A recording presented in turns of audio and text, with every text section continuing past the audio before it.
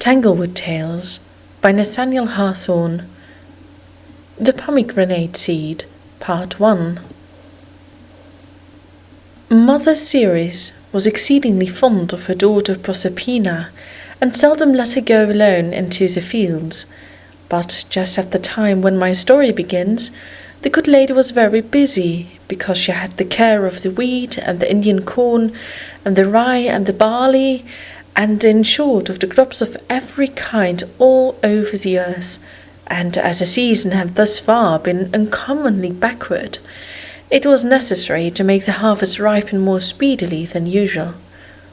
So she put on her turban, made of poppies, a kind of flower which she was always noted for wearing, and got into her car, drawn by a pair of winged dragons, and was just ready to set off. "Dear mother," said Proserpina, "I shall be very lonely while you are away. May I not run down to the shore, and ask some of the sea nymphs to come up out of the waves and play with me?" "Yes, child," answered Mother Ceres. "The sea nymphs are good creatures, and will never lead you into any harm. But you must take care not to stray away from them, nor go wandering about the fields by yourself. Young girls without their mothers to take care of them are very apt to get into mischief."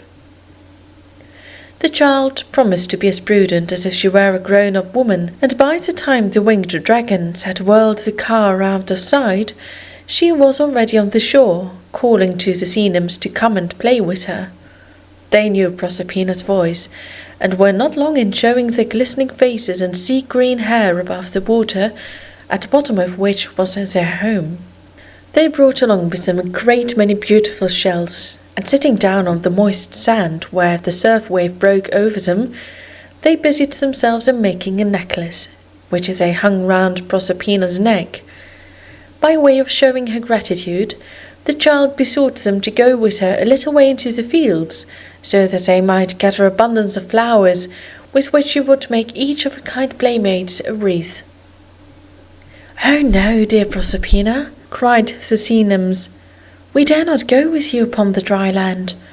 We are apt to grow faint, unless at every breath we can snuff up the salt breeze of the ocean. And don't you see how careful we are to let the surf wave break over us every moment or two, so as to keep ourselves comfortably moist? If it were not for that, we should look like bunches of uprooted seaweed dried in the sun." "It is a great pity," said Proserpina, "but do you wait for me here, and I will run and gather my apron full of flowers, and be back again before the surf wave has broken 10 times over you. I long to make you some wreaths that shall be as lovely as this necklace of many-coloured shells." "We will wait then," answered the sea nymphs, "but while you are gone, we may as well lay down on a bank of soft sponge under the water. The air today is a little too dry for our comfort, but we will pop up our heads every few minutes to see if you are coming." The young Proserpina ran quickly to a spot where, only the day before, she had seen a great many flowers. These, however, were now a little past their bloom, and, wishing to give her friends the freshest and loveliest blossoms, she strayed farther into the fields, and found some that made her scream with delight. Never had she met with such exquisite flowers before, violets so large and fragrant, roses with so rich and delicate a blush, such a superb hyacinths, and such aromatic pinks, and many others, some of which seemed to be of new shapes and colours. 2 or 3 times, moreover, she could not help thinking that a tuft of most splendid flowers had suddenly sprouted out of the earth before her very eyes, as if on purpose to tempt her a few steps farther. Proserpina's apron was soon filled, and brimmed over with delightful blossoms. She was on the point of turning back in order to rejoin the sea nymphs, and sit with them on the moist sands, all twining reeds together. But a little farther on, what should she behold? It was a large shrub, completely covered with the most magnificent flowers in the world. "The darlings!" cried Proserpina, and then she thought to herself, "I was looking at that spot only a moment ago. How strange it is that I did not see the flowers." The nearer she approached the shrub, the more attractive it looked, until she came quite close to it, and then, although its beauty was richer than words can tell, she hardly knew whether to like it or not. It bore above 100 flowers of the most brilliant hues, and each different from the others, but all having a kind of resemblance among themselves, which showed them to be sister blossoms. But there was a deep glossy lustre on the leaves of the shrub, and on the petals of the flowers, that made Proserpina doubt whether they might not be poisonous. To tell you the truth, foolish as it may seem, she was half inclined to turn round and run away.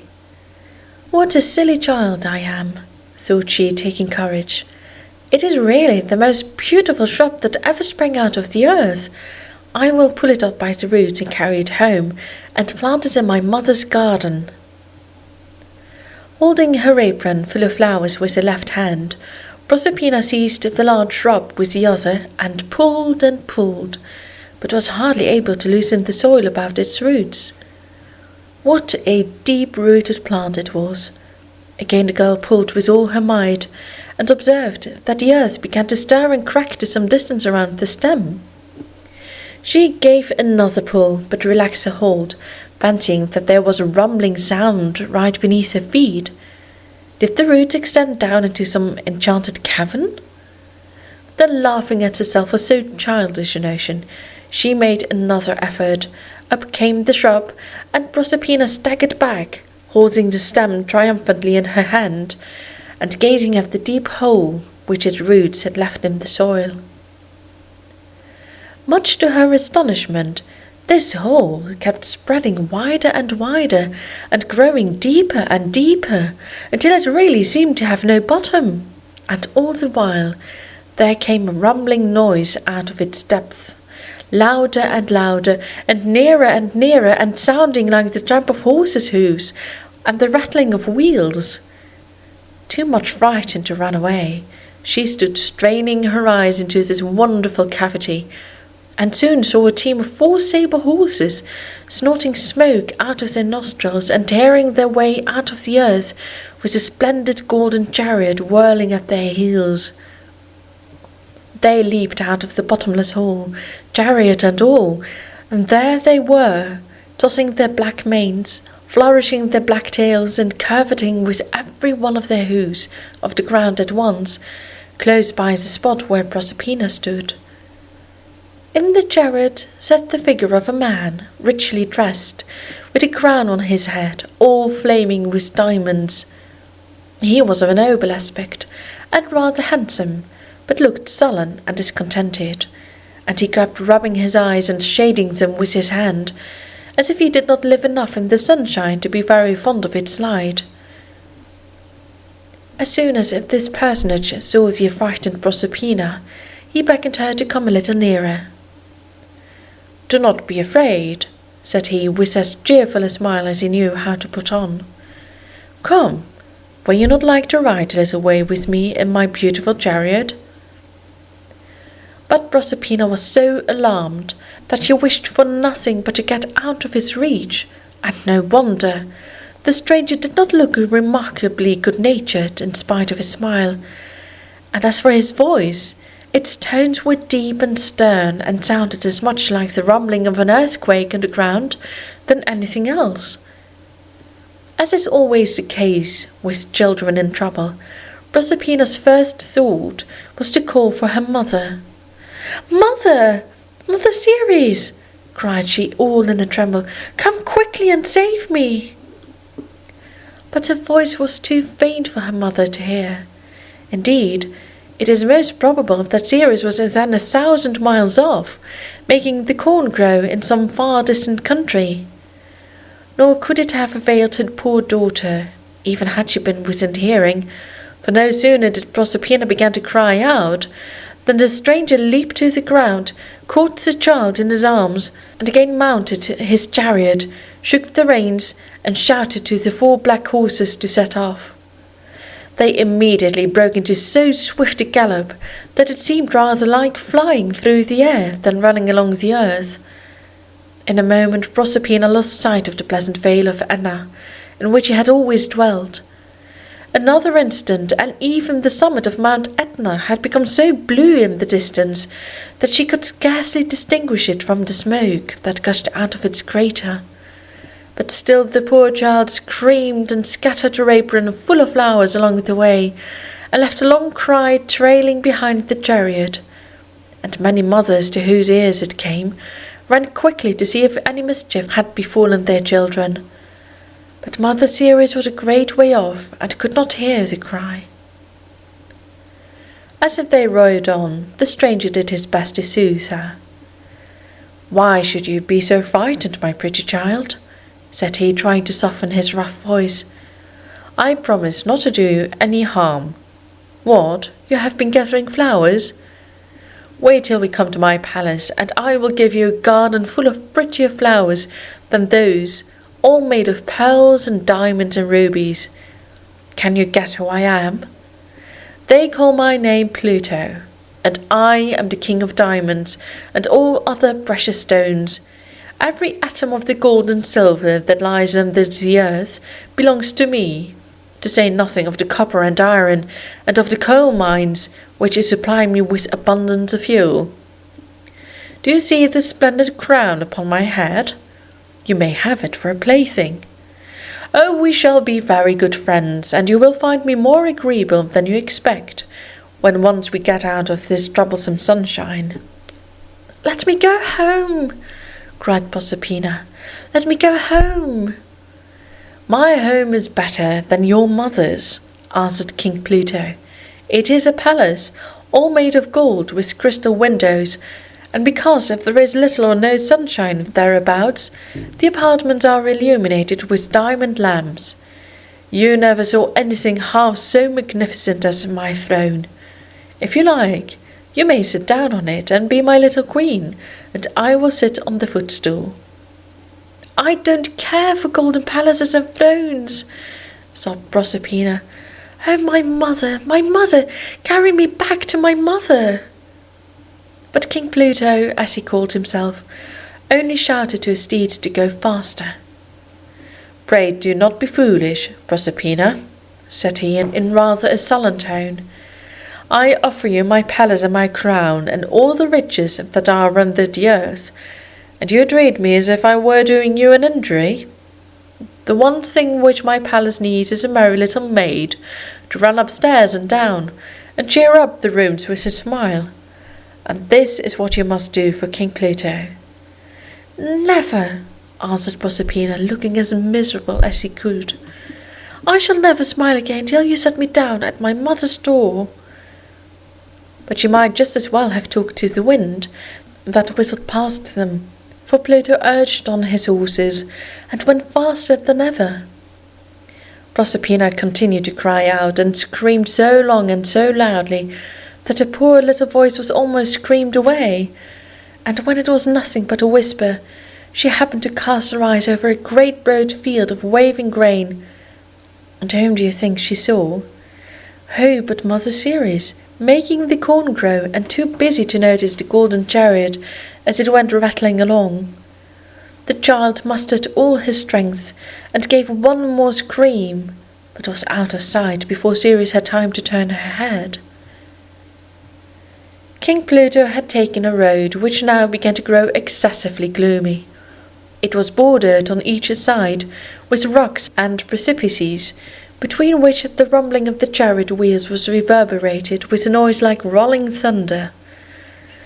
The trees and bushes that grew in the crevices of the rocks had very dismal foliage, and by, although it was hardly noon, the air became obscured with a grey twilight.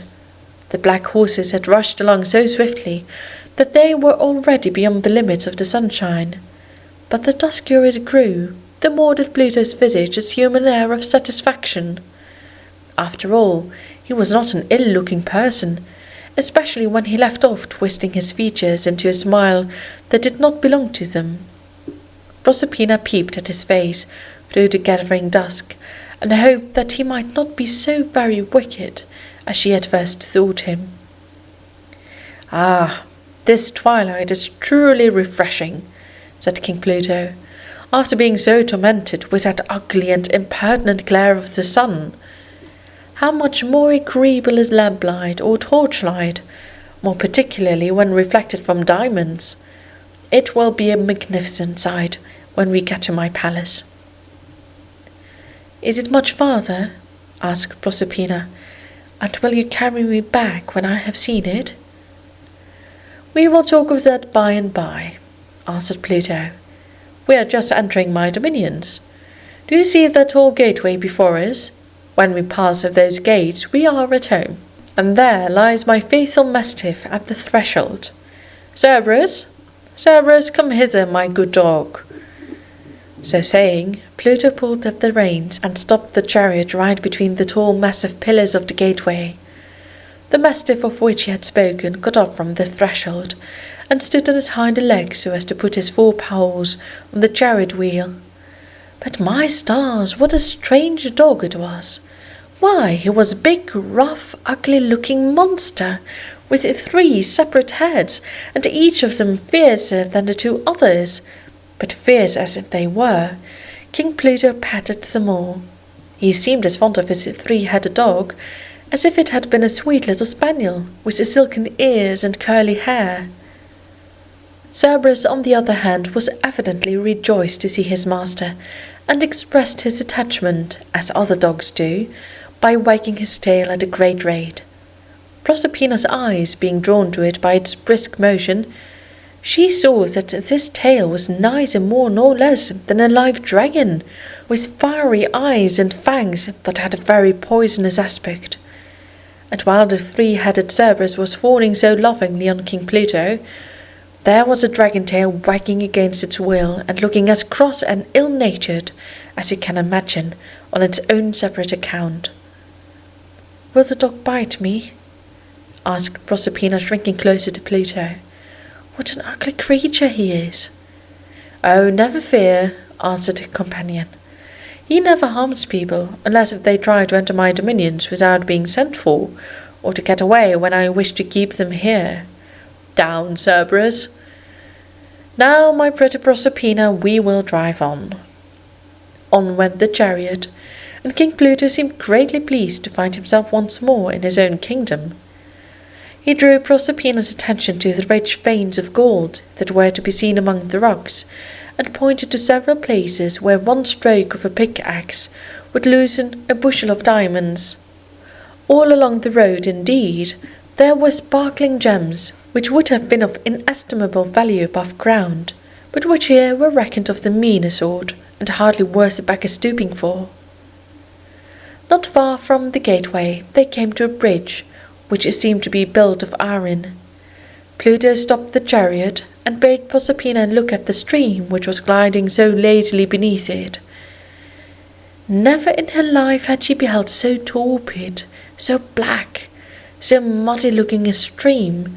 Its waters reflected no images of anything that was on the banks, and it moved as sluggishly as if it had quite forgotten which way it ought to flow, and had rather stagnate than flow either one way or the other. "This is the river Lethe," observed King Pluto. "Is it not a very pleasant stream?" "I think it is a very dismal one," answered Proserpina. "It suits my taste, however," answered Pluto, who was apt to be sullen when anybody disagreed with him. "At all events, its water has one excellent quality, for a single draught of it makes people forget every care and sorrow that has hitherto tormented them. Only sip a little of it, my dear Proserpina, and you will instantly cease to grieve for your mother, and will have nothing in your memory that can prevent your being perfectly happy in my palace. I will send for some in a golden goblet the moment we arrive." "Oh, no, no, no!" cried Proserpina, weeping afresh. "I had 1,000 times rather be miserable with remembering my mother than be happy in forgetting her. That dear, dear mother, I never, never will forget her." "We shall see," said King Pluto. You do not know what fine times you will have in my palace. Here we are just at the portal. These pillars are solid gold, I assure you." He alighted from the chariot, and taking Proserpina in his arms, carried her up a lofty flight of steps into the great hall of the palace. It was splendidly illuminated by means of large precious stones of various hues, which seemed to burn like so many lamps, and glowed with 100-fold radiance all through the vast apartment. And yet there was a kind of gloom in the midst of this enchanted light, nor was there a single object in the hall that was really agreeable to behold, except the little Proserpina herself, a lovely child, with one earthly flower. But my story must now clamber out of King Pluto's dominions, and see what Mother Ceres had been about since she was bereft of her daughter.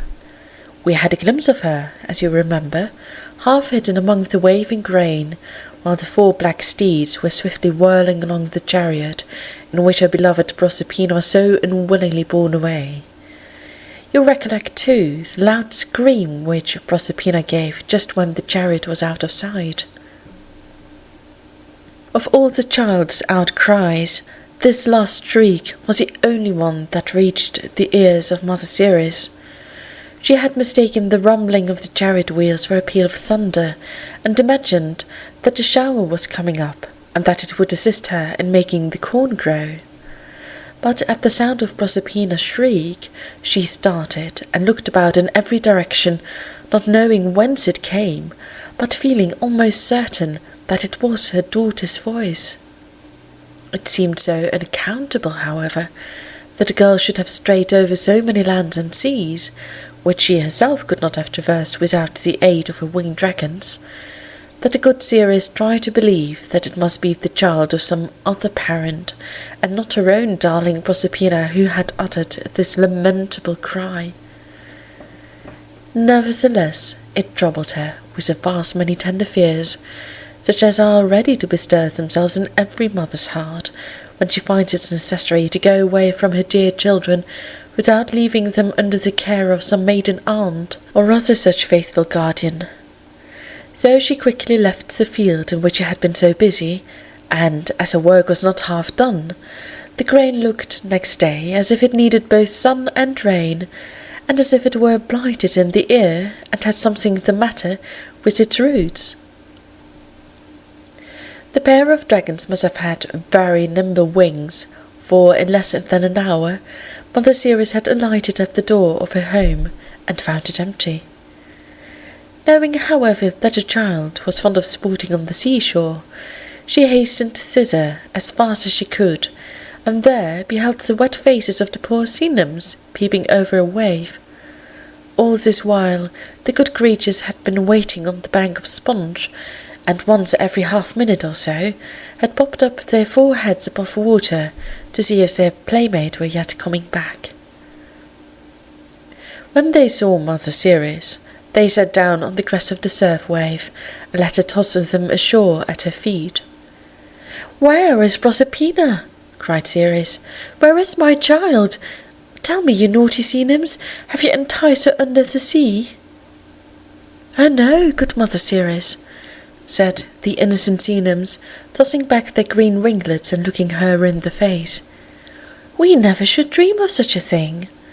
Proserpina has been at play with us, it is true, but she left us a long while ago, meaning only to run a little way upon the dry land, and gather some flowers for a wreath. This was early in the day, and we have seen nothing of her since." Ceres scarcely waited to hear what the nymphs had to say, before she hurried off to make inquiries all through the neighbourhood, but nobody told her anything that would enable the poor mother to guess what had become of Proserpina.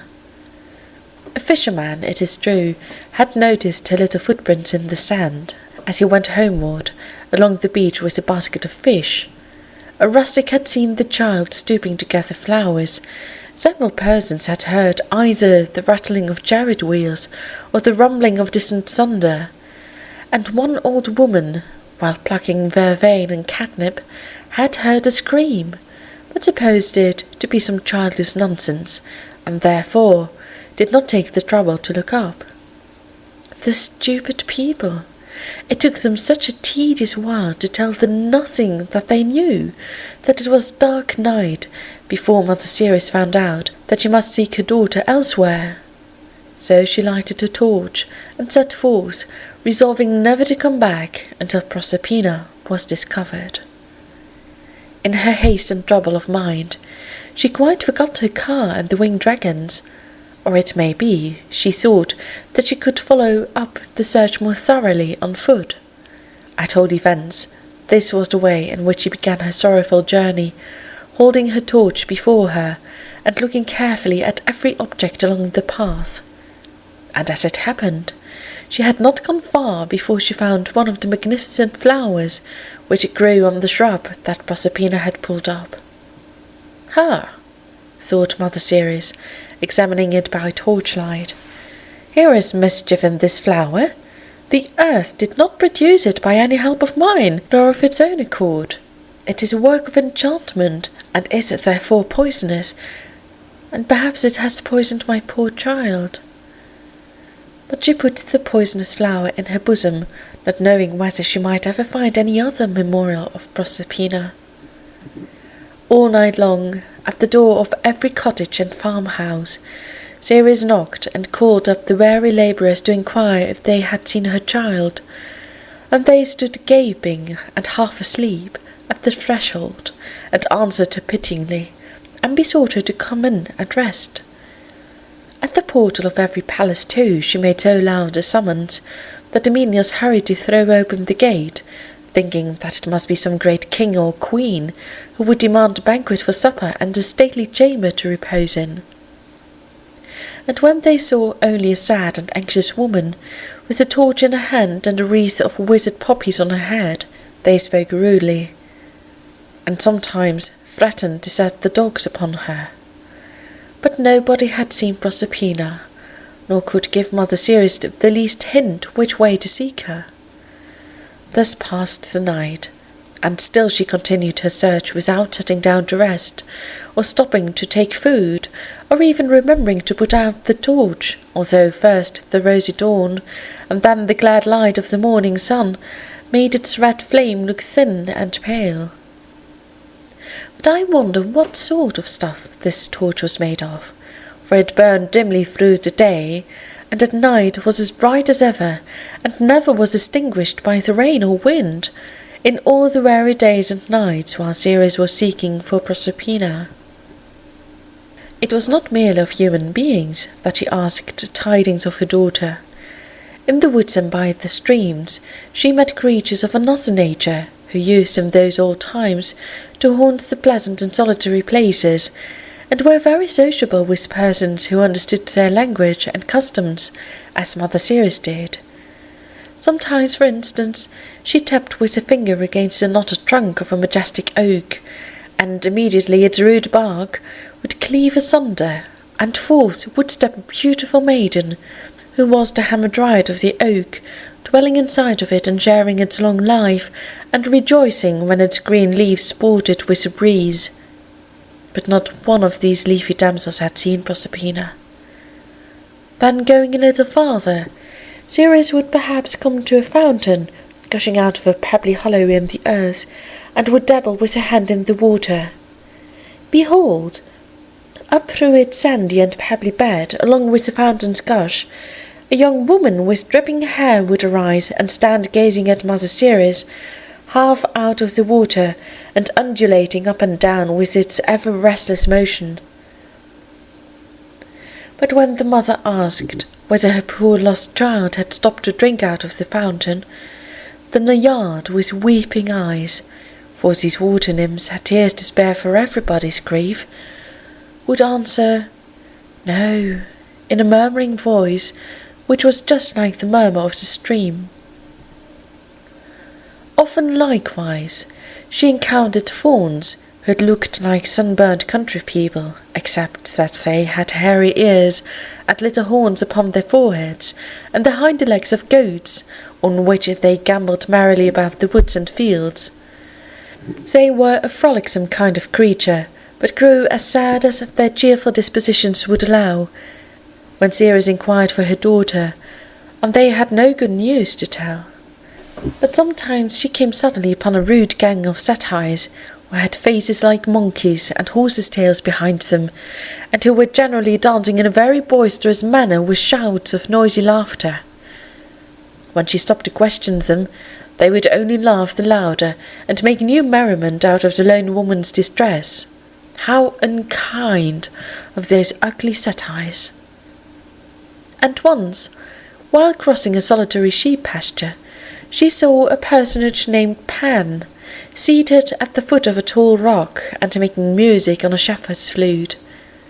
He too had horns and hairy ears and goat's feet, but being acquainted with Mother Ceres, he answered her question as civilly as he knew how, and invited her to taste some milk and honey out of a wooden bowl. But neither could Pan tell her what had become of Proserpina any better than the rest of these wild people.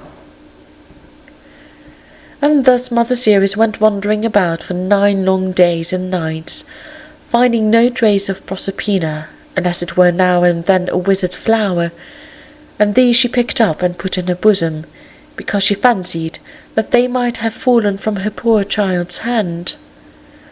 All day she travelled onward through the hot sun, and at night again the flame of the torch would redden and gleam along the pathway, and she continued her search by its light, without ever sitting down to rest. On the 10th day she chanced to espy the mouth of a cavern, within which, though it was bright noon everywhere else, there would have been only a dusky twilight, but it so happened that a torch was burning there. It flickered and struggled with the duskiness, but could not half light up the gloomy cavern with all its melancholy glimmer.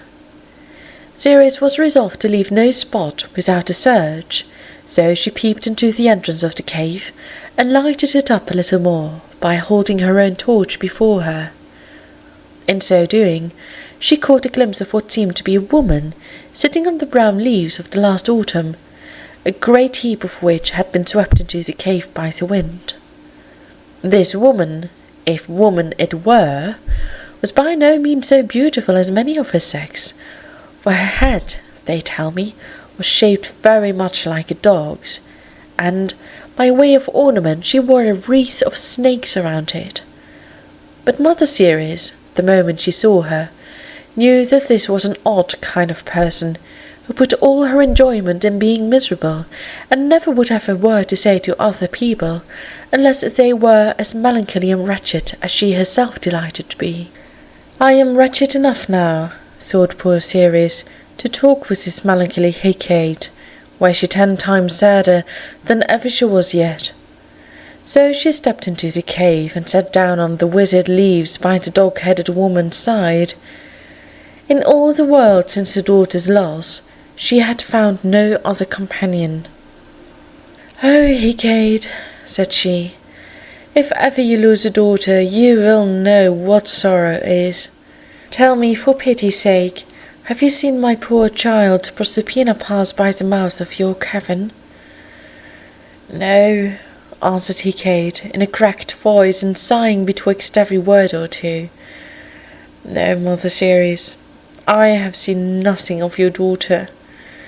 But my ears, you must know, are made in such a way that all cries of distress and affright all over the world are pretty sure to find their way to them, and 9 days ago, as I sat in my cave, making myself very miserable, I heard the voice of a young girl, shrieking as if in great distress.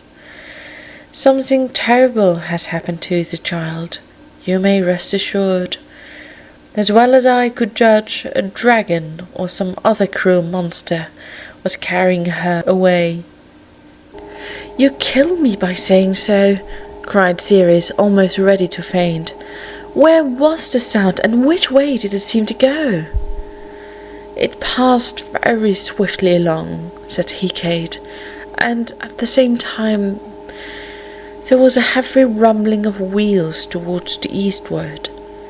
I can tell you nothing more except that, In my honest opinion, you will never see your daughter again. The best advice I can give you is to take up your abode in this cavern, where we will be the two most wretched women in the world." "Not yet, dark Hecate," replied Ceres, "but do you first come with your torch and help me to seek for my lost child, and when there shall be no more hope of finding her, if that black day is ordained to come, then, if you will give me room to fling myself down either on these withered leaves or on the naked rock, I will show what it is to be miserable. But until I know that she has perished from the face of the earth, I will not allow myself space even to grieve." The dismal Hecate did not much like the idea of going abroad into the sunny world, but then she reflected that the sorrow of the disconsolate Ceres would be like a gloomy twilight round about them both, let the sun shine ever so brightly, and that, therefore, she might enjoy her bad spirits quite as well as if she were to stay in the cave. So she finally consented to go, and they set out together, both carrying torches, although it was broad daylight and clear sunshine. The torchlight seemed to make a gloom, so that the people whom they met along the road could not very distinctly see their figures, and indeed, if they once caught a glimpse of Hecate, with a wreath of snakes round her forehead, they generally thought it prudent to run away, without waiting for a second glance. As the pair travelled along in this woe-begone manner, a thought struck Ceres. "There is one person," she exclaimed, "who must have seen my poor child, and can doubtless tell what has become of her. Why did not I think of him before? 'Tis Phoebus." "What?" said Hecate, "the young man that always sits in the sunshine? Oh, pray do not think of going near him. He is gay, light, frivolous young fellow, and will only smile in your face, and besides, there is such a glare of the sun about him that he will quite blind my poor eyes, which I have almost wept away already." "You have promised to be my companion," answered Ceres. "Come, let us make haste, or the sunshine will be gone, and Phoebus along with it." Accordingly they went along in quest of Phoebus, both of them sighing grievously, and Hecate, to say the truth, making a great deal worse lamentation than Ceres, for all the pleasure she had, you know, lay in being miserable, and therefore she made the most of it.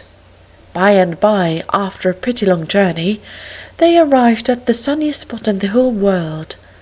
There they beheld a beautiful young man, with long curling ringlets which seemed to be made of golden sunbeams.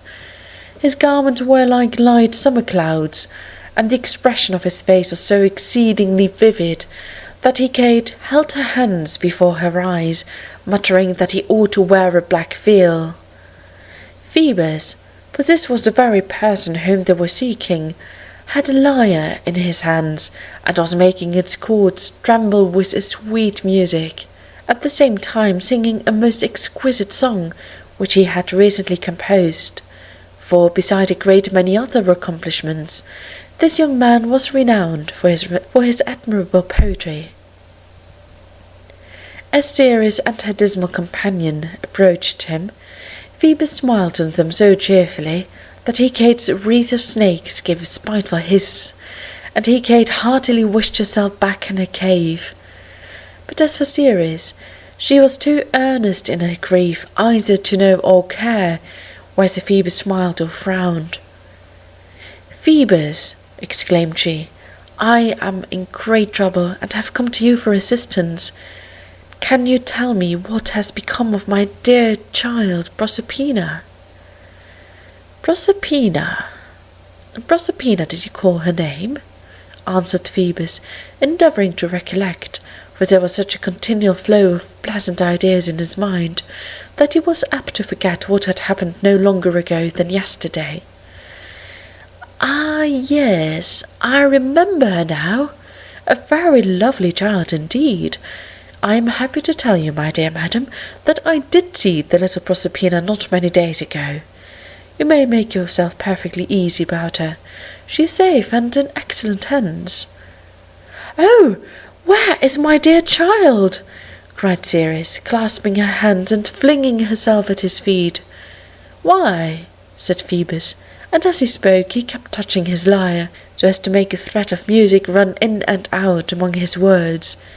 "As the little damsel was gathering flowers, and she has really a very exquisite taste for flowers, she was suddenly snatched up by King Pluto and carried off to his dominions.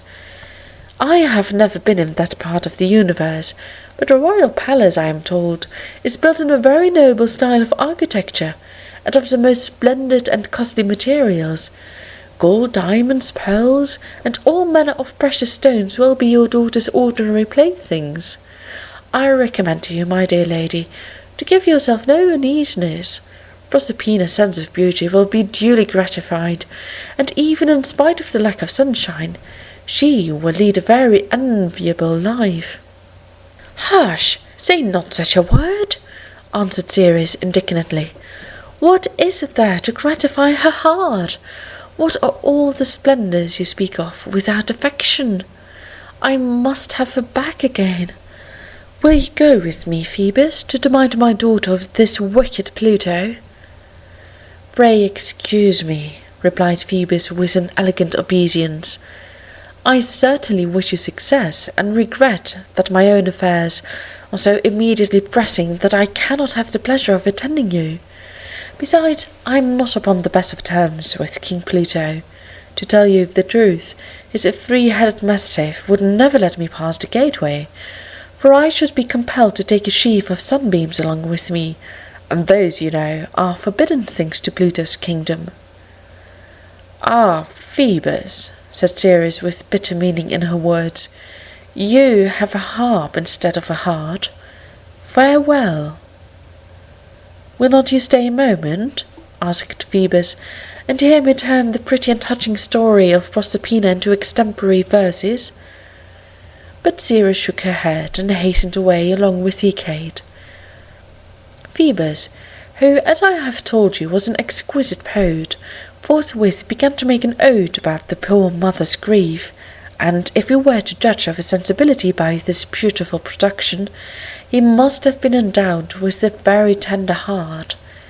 But when a poet gets into the habit of using his heartstrings to make chords for his lyre, he may thrum upon them as much as he will, without any great pain to himself. Accordingly, though Phoebus sang a very sad song, he was as merry all the while as were the sunbeams amid which he dwelt.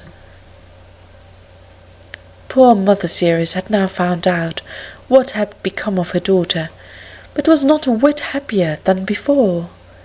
Her case, on the contrary, looked more desperate than ever. As long as Proserpina was above ground, there might have been hopes of regaining her, but now that the poor child was shut up within the iron gates of the King of the Mines, at the threshold of which lay the three-headed Cerberus, there seemed no possibility of her ever making her escape. The dismal Hecate, who loved to take the darkest view of things, told Ceres that she had better come with her to the cavern and spend the rest of her life in being miserable. Ceres answered that Hecate was welcome to go back thither herself, but that for her part she would wander about the earth in quest of the entrance to King Pluto's dominions. And Hecate took her at her word, and hurried back to her beloved cave, frightening a great many little children with a glimpse of a dog's face as she went. Poor Mother Ceres! It is melancholy to think of her pursuing her toilsome way all alone, and holding up that never-dying torch, the flame of which seemed an emblem of the grief and hope that burned together in her heart.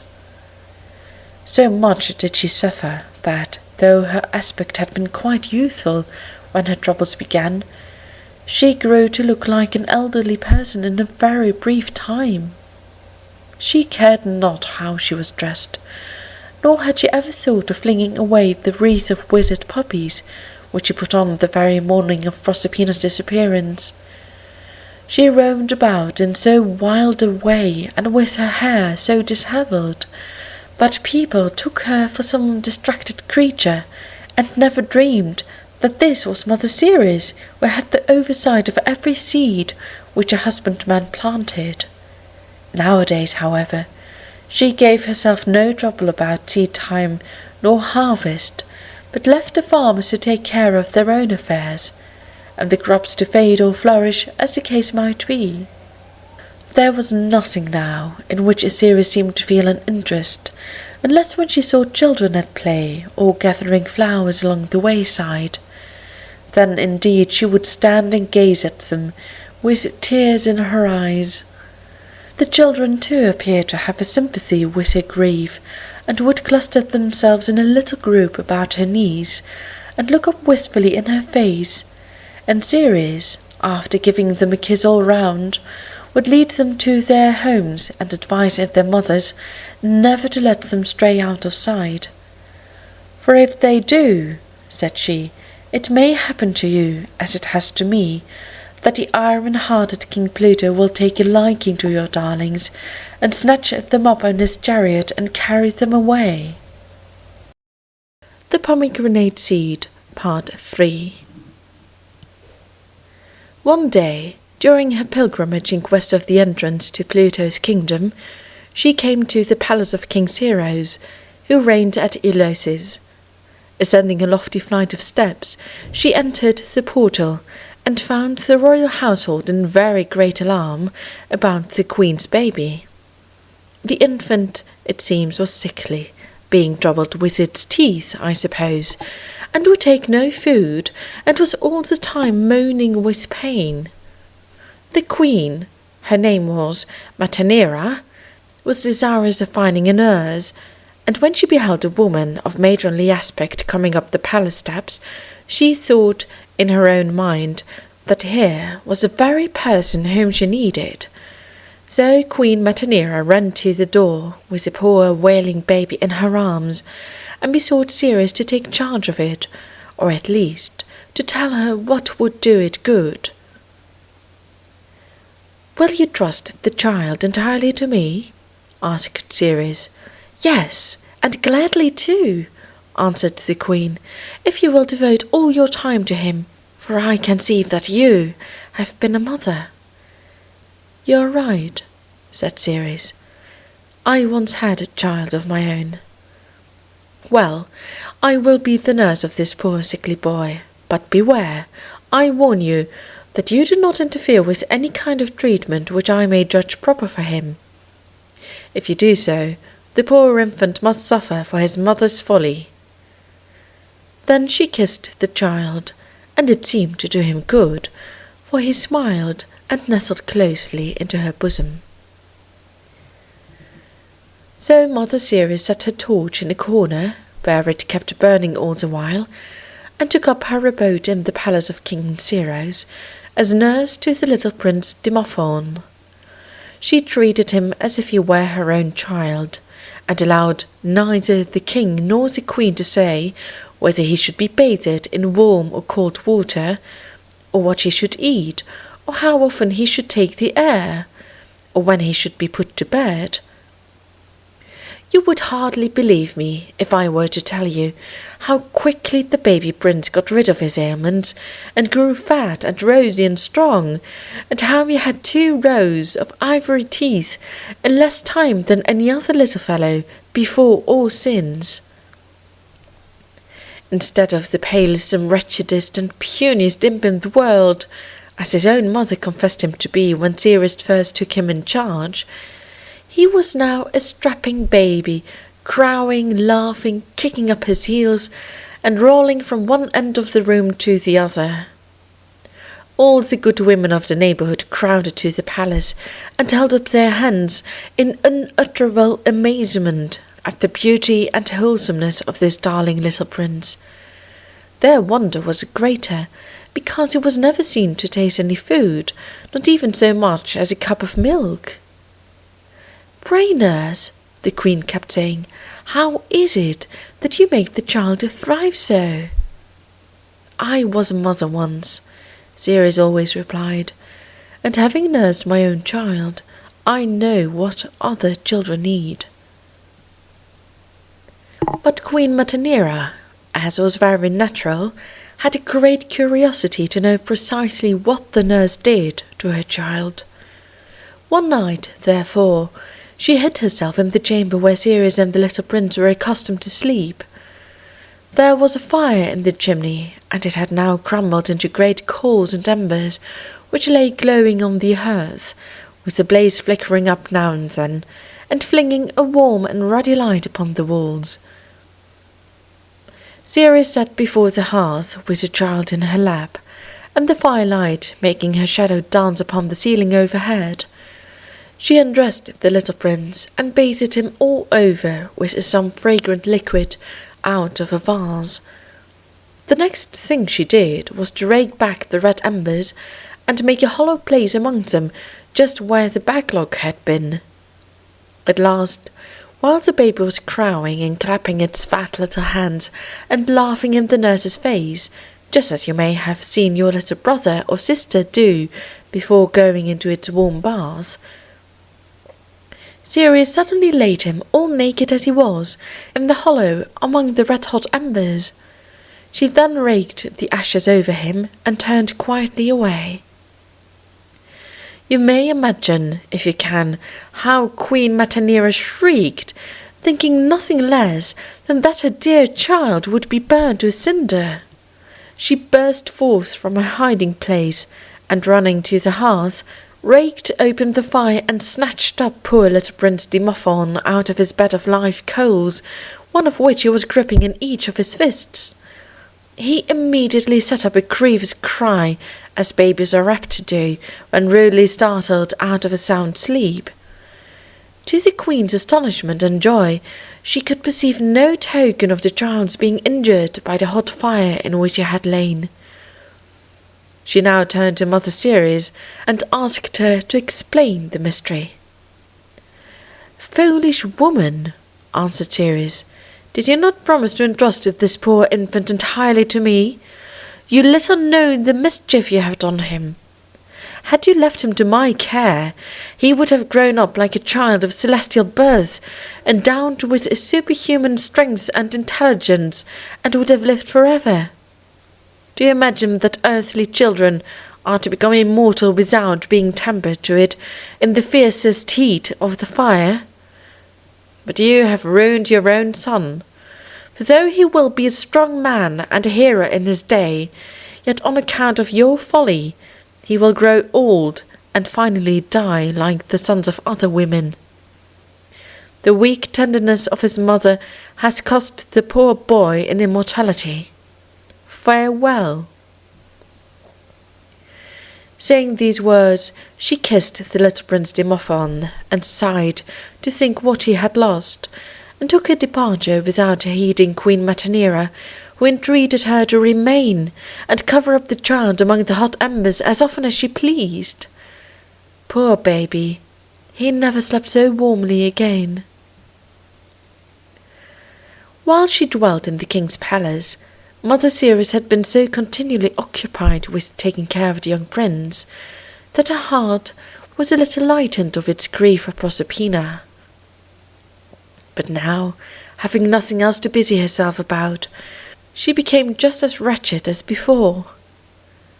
At length, in her despair, she came to the dreadful resolution that not a stalk of grain, nor a blade of grass, not a potato, nor a turnip, nor any other vegetable that was good for man or beast to eat, should be suffered to grow until her daughter were restored. She even forbade the flowers to bloom, lest somebody's heart should be cheered by their beauty. Now, as not so much as a head of asparagus ever presumed to poke itself out of the ground without the especial permission of Ceres, you may conceive what a terrible calamity had here fallen upon the earth. The husbandmen ploughed and planted as usual, but there lay the rich black furrows, all as barren as desert of sand. The pastures looked as brown in the sweet month of June as ever they did in chill November. The rich man's broad acres and the cottage's small garden patch were equally blighted. Every little girl's flower bed showed nothing but dry stalks. The old people shook their white heads and said that the earth had grown aged like themselves, and was no longer capable of wearing the warm smile of summer on its face. It was really piteous to see the poor starving cattle and sheep, how they followed behind Ceres, lowing and bleating, as if their instinct taught them to expect help from her, and everybody that was acquainted with her power besought her to have mercy on the human race, and at all events to let the grass grow. But Mother Ceres, though naturally of an affectionate disposition, was now inexorable. "Never," said she. "If the earth is ever again to see any verdure, it must first grow along the path which my daughter will dread in coming back to me." Finally, as there seemed to be no other remedy, our old friend Quicksilver was sent post-haste to King Pluto, in hopes that he might be persuaded to undo the mischief he had done, and to set everything right again by giving up Proserpina. Quicksilver accordingly made the best of his way to the great gate, took a flying leap right over the three-headed mastiff, and stood at the door of the palace in an inconceivably short time. The servants knew him both by his face and garb, for his short cloak and his winged cap and shoes and his snaky staff had often been seen thereabouts in times gone by. He requested to be shown immediately into the king's presence, and Pluto, who heard his voice from the top of the stairs, and who loved to recreate himself with Quicksilver's merry talk, called out to him to come up. And while they settled their business together, we must inquire what Proserpina had been doing ever since we saw her last. The child had declared, as you may remember, that she would not taste a mouthful of food as long as she should be compelled to remain in King Pluto's palace. How she contrived to maintain her resolution, and at the same time to keep herself tolerably plump and rosy, is more than I can explain. But some young ladies, I am giving to understand, possess the faculty of living on air, and Proserpina seems to have possessed it too. At any rate, it was now 6 months since she left the outside of the earth, and not a morsel, so far as the attendants were able to testify, had yet passed between her teeth. This was more creditable to Proserpina, inasmuch as King Pluto had caused her to be tempted day by day with all manner of sweetmeats and richly preserved fruits and delicacies of every sort, such as young people are generally most fond of. But her good mother had often told her of the hurtfulness of these things, and for that reason alone, if there had been no other, she would have resolutely refused to taste them. All this time, being of a cheerful and active disposition, the little damsel was not quite so unhappy as you may have supposed. The immense palace had 1,000 rooms, and was full of beautiful and wonderful objects. There was a never-ceasing gloom, it is true, which half hid itself among the innumerable pillars, gliding before the child as she wandered among them, and treading stealthily behind her in the echo of her footsteps. Neither was all the dazzle of the precious stones, which aflamed with their own light, worth one gleam of natural sunshine, nor could the most brilliant of the many-coloured gems, which Proserpina had for playthings, vie with the simple beauty of the flowers she used to gather. But still, whenever the girl went among those gilded halls and chambers, it seemed as if she carried nature and sunshine along with her, and as if she scattered dewy blossoms on her right hand and on her left. After Proserpina came, the palace was no longer the same abode of stately artifice and dismal magnificence that it had before been. The inhabitants all felt this, and King Pluto more than any of them. "My own little Proserpina," he used to say, "I wish you could like me a little better. We gloomy and cloudy-natured persons have often as warm hearts at bottom as those of a more cheerful character. If you only stay with me of your own accord, it would make me happier than the possession of 100 such palaces as this." "Ah," said Proserpina, "you should have tried to make me like you before carrying me off. And the best thing you can now do is to let me go again. Then I might remember you sometimes and think that you were as kind as you know how to be. Perhaps too, one day or other, I might come back and pay you a visit." "No, no," answered Pluto with his gloomy smile. "I will not trust you for that. You are too fond of living in the broad daylight and gathering flowers. What an idle and childish taste that is! Are not these gems, which I have ordered to be dug for you, and which are richer than any in my crown, are they not prettier than a violet?" "Not half so pretty," said Proserpina, snatching the gems from Pluto's hand and flinging them to the other end of the hall. "Oh, my sweet violets, shall I never see you again?" And then she burst into tears. But young people's tears have very little saltness or acidity in them, and do not inflame the eyes so much as those of grown persons, so that it is not to be wondered at if, a few moments afterwards, Proserpina was sporting through the hall almost as merrily as she and the 4 sea nymphs had sported along the edge of the surf wave. King Pluto gazed after her, and wished that he too was a child. And little Proserpina, when she turned about and beheld this great king standing in his splendid hall, and looking so grand and so melancholy and so lonesome, was smitten with a kind of pity. She ran back to him, and for the first time in all her life, put a small soft hand in his. "I love you a little," whispered she, looking up in his face. "Do you indeed, my dear child?" cried Pluto, bending his dark face down to kiss her. But Proserpina shrank away from the kiss, for though his features were noble, they were very dusky and grim. "Well, I have not deserved it of you, after keeping you a prisoner for so many months, and starving you besides. Are you not terribly hungry? Is there nothing which I can get you to eat?" In asking this question, the king of the mines had a very cunning purpose, for you will recollect, if Proserpina tasted a morsel of food in his dominions, she would never afterwards be at liberty to quit them. "No, indeed," said Proserpina. "Your head cook is always baking and stewing and roasting and rolling out paste and contriving one dish or another which he imagines may be to my liking. But he may just as well save himself the trouble, poor fat little man that he is. I have no appetite for anything in the world unless it were a slice of bread of my mother's own baking, or a little fruit out of her garden."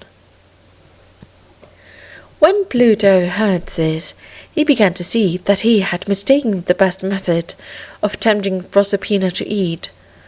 The cooks made dishes and artificial dainties were not half so delicious, in the good child's opinion, as the simple fare to which Mother Ceres had accustomed her. Wondering that he had never thought of it before, the king now sent one of his trusty attendants with a large basket to get some of the finest and juiciest pears, peaches, and plums which could anywhere be found in the upper world.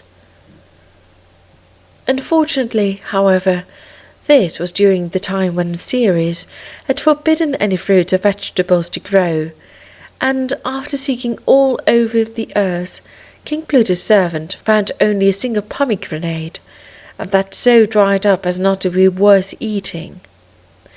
Nevertheless, since there was no better to be had, He brought this dry old withered pomegranate home to the palace, put it on a magnificent golden salver, and carried it up to Proserpina. Now it happened, curiously enough, that just as the servant was bringing the pomegranate into the back door of the palace, our friend Quicksilver had gone up the front steps on his errand to get Proserpina away from King Pluto. As soon as Proserpina saw the pomegranate on the golden salver, she told the servant he had better take it away again. "I shall not touch it, I assure you," said she. "If I were ever so hungry, I should never think of eating such a miserable dry pomegranate as that." "It is the only one in the world," said the servant. He set down the golden salver, with a wizened pomegranate upon it, and left the room.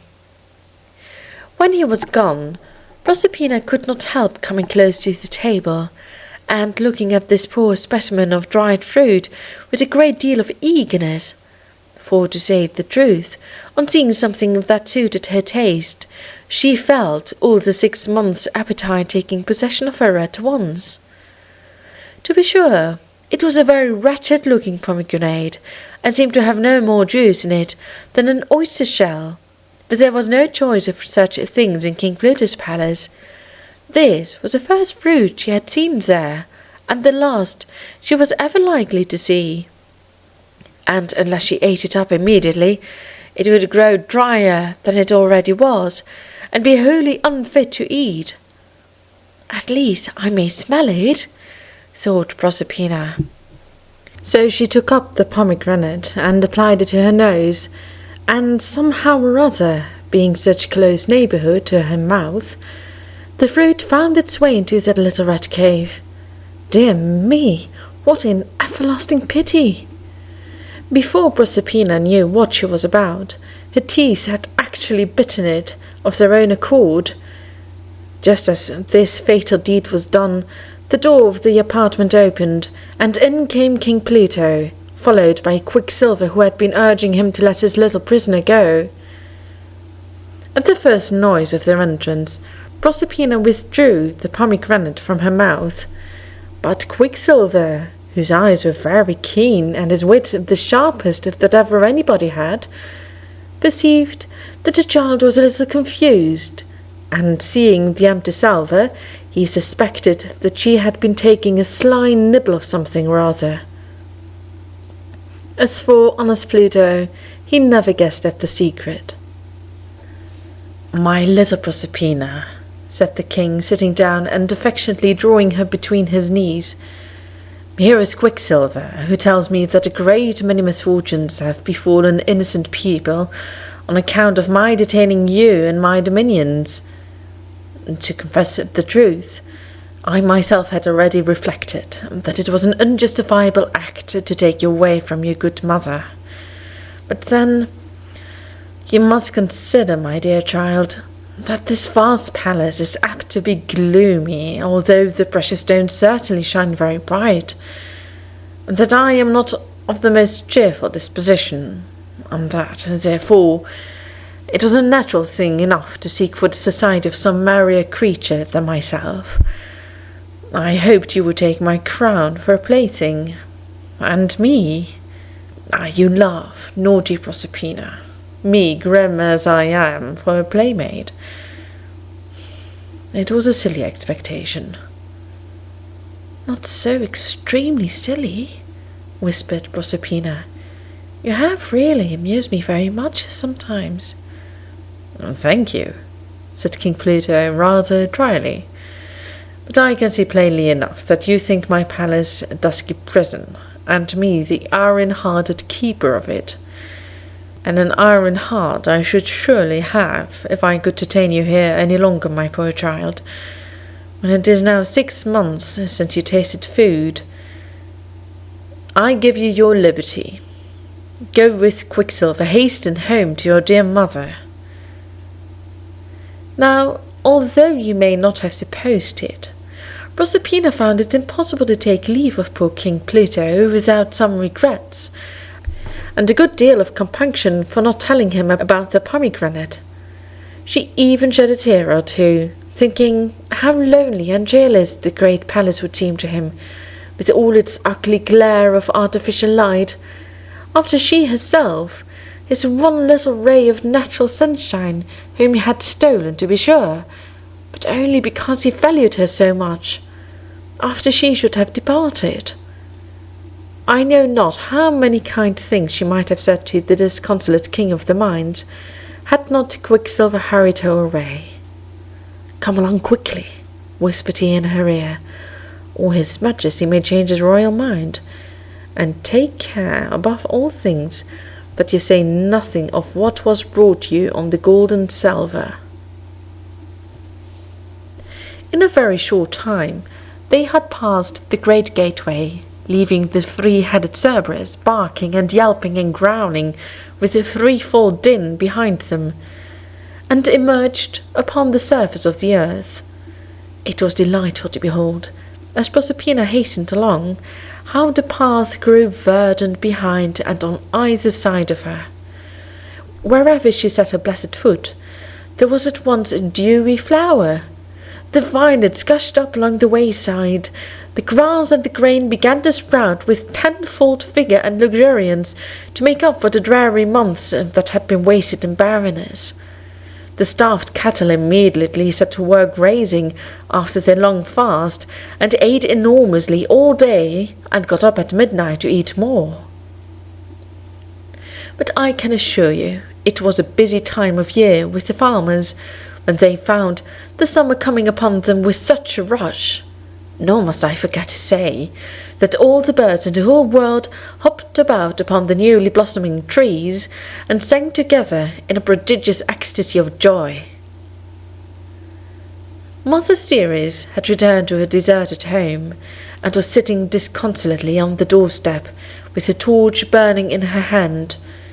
She had been idly watching the flame for some moments past, when all at once it flickered and went out. "What does this mean?" thought she. "It was an enchanted torch. I should have kept burning till my child came back." Lifting her eyes, she was surprised to see a sudden verdure flashing over the brown and barren fields, exactly as you may have observed a golden hue gleaming far and wide across the landscape from the just risen sun. "Does the earth disobey me?" exclaimed Mother Ceres indignantly. "Does it presume to be green when I have bidden it to be barren until my daughter shall be restored to my arms?" "Then open your arms, dear mother," cried a well-known voice, "and take your little daughter into them." And Proserpina came running, and flung herself upon her mother's bosom. Their mutual transport is not to be described. The grief of their separation had caused both of them to shed a great many tears, and now they shed a great many more, because their joy could not so well express itself in any other way. When their hearts had grown a little more quiet, Mother Ceres looked anxiously at Proserpina. "My child," said she, "did you taste any food while you were in King Pluto's palace?" "Dearest mother," exclaimed Proserpina, "I will tell you the whole truth. Until this very morning, not a morsel of food had passed my lips, but today they brought me a pomegranate. A very dry one it was, and all shriveled up, till there was little left of it but seeds and skin. And having seen no fruit for so long a time, and being faint with hunger, I was tempted just to bite it. The instant I tasted it, King Pluto and Quicksilver came into the room. I had not swallowed a morsel, but, dear mother, I hope it was no harm. But 6 of the pomegranate seeds, I am afraid, remained in my mouth." "Ah, unfortunate child, and miserable me!" exclaimed Ceres.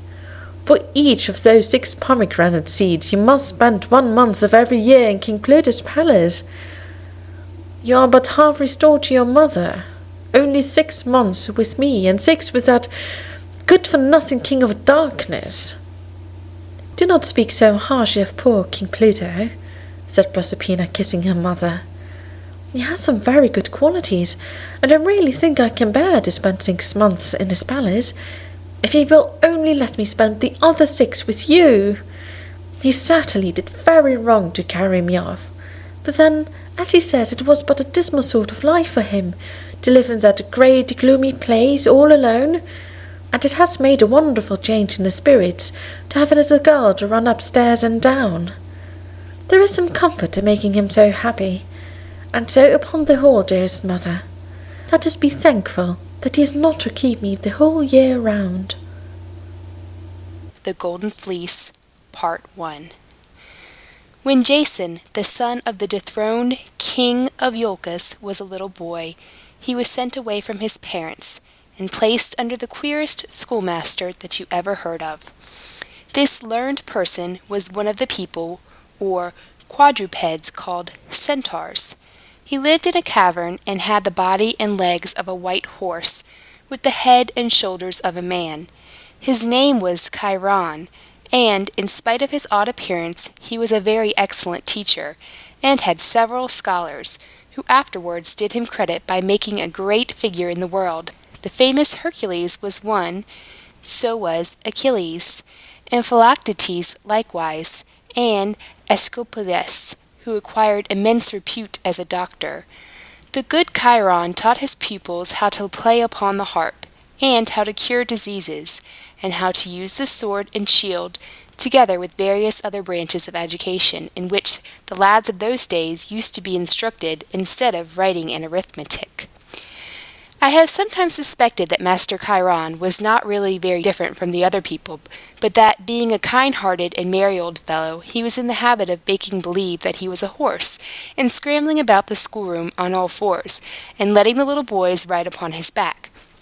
And so, when his scholars had grown up and grown old, and were trotting their grandchildren on their knees, they told him about the sports of their school days, and these young folks took the idea that their grandfathers had been taught their letters by a centaur, half man, half horse. Little children, not quite understanding what is said to them, often get such absurd notions into their head, you know. Be that as it may, it has always been told for a fact, and always will be told as long as the world lasts, that Chiron was the head of a schoolmaster, had the body and legs of a horse. Just imagine the grave old gentleman clattering and stamping into the schoolroom on his 4 hoofs, perhaps treading on some little fellow's toes, flourishing his switch tail instead of a rod, and now and then trotting out the doors to eat a mouthful of grass. I wonder what the blacksmith charged him for a set of iron shoes. So Jason dwelt in the cave with his 4-footed Chiron from the time that he was an infant, only a few months old, until he had grown to the full height of a man. He became a very good harper, I suppose, and skilful in the use of weapons, and tolerably acquainted with herbs and other doctor's stuff, and above all an admirable horseman, for in teaching young people to ride, the good Chiron must have been without a rival among schoolmasters. At length, being now a tall and athletic youth, Jason resolved to seek his fortune in the world without asking Chiron's advice or telling him anything about the matter. This was very unwise, to be sure, and I hope none of you, my little hearers, will ever follow Jason's example. But you are to understand he had heard now that he himself was a prince royal, and how his father, King Jason, had been deprived of the kingdom of Iolcos by a certain Peleus, who would have also killed Jason had he not been hidden in the centaur's cave. And, being come to the strength of a man, Jason determined to set all this business to rights, and to punish the wicked Peleus for wronging his dear father, and to cast him down from the throne and seat himself there instead. With this intention he took a spear in each hand, and threw a leopard's skin over his shoulders to keep off the rain, and set forth on his travels, with his long yellow ringlets waving in the wind. The part of his dress on which he most prided himself was a pair of sandals that had been his father's. They were handsomely embroidered, and were tied upon his feet with strings of gold. But his whole attire was such as people did not very often see, and as he passed along, the women and children ran to the doors and windows, wondering whither this beautiful youth was journeying, with his leopard skin and his gold-tied sandals, and what heroic deeds he meant to perform, with a spear in his right hand and another in his left. I know not how far Jason had traveled when he came to a turbulent river, which rushed right across his pathway, with specks of white foam among its black eddies, hurrying tumultuously onward, and roaring angrily as it went.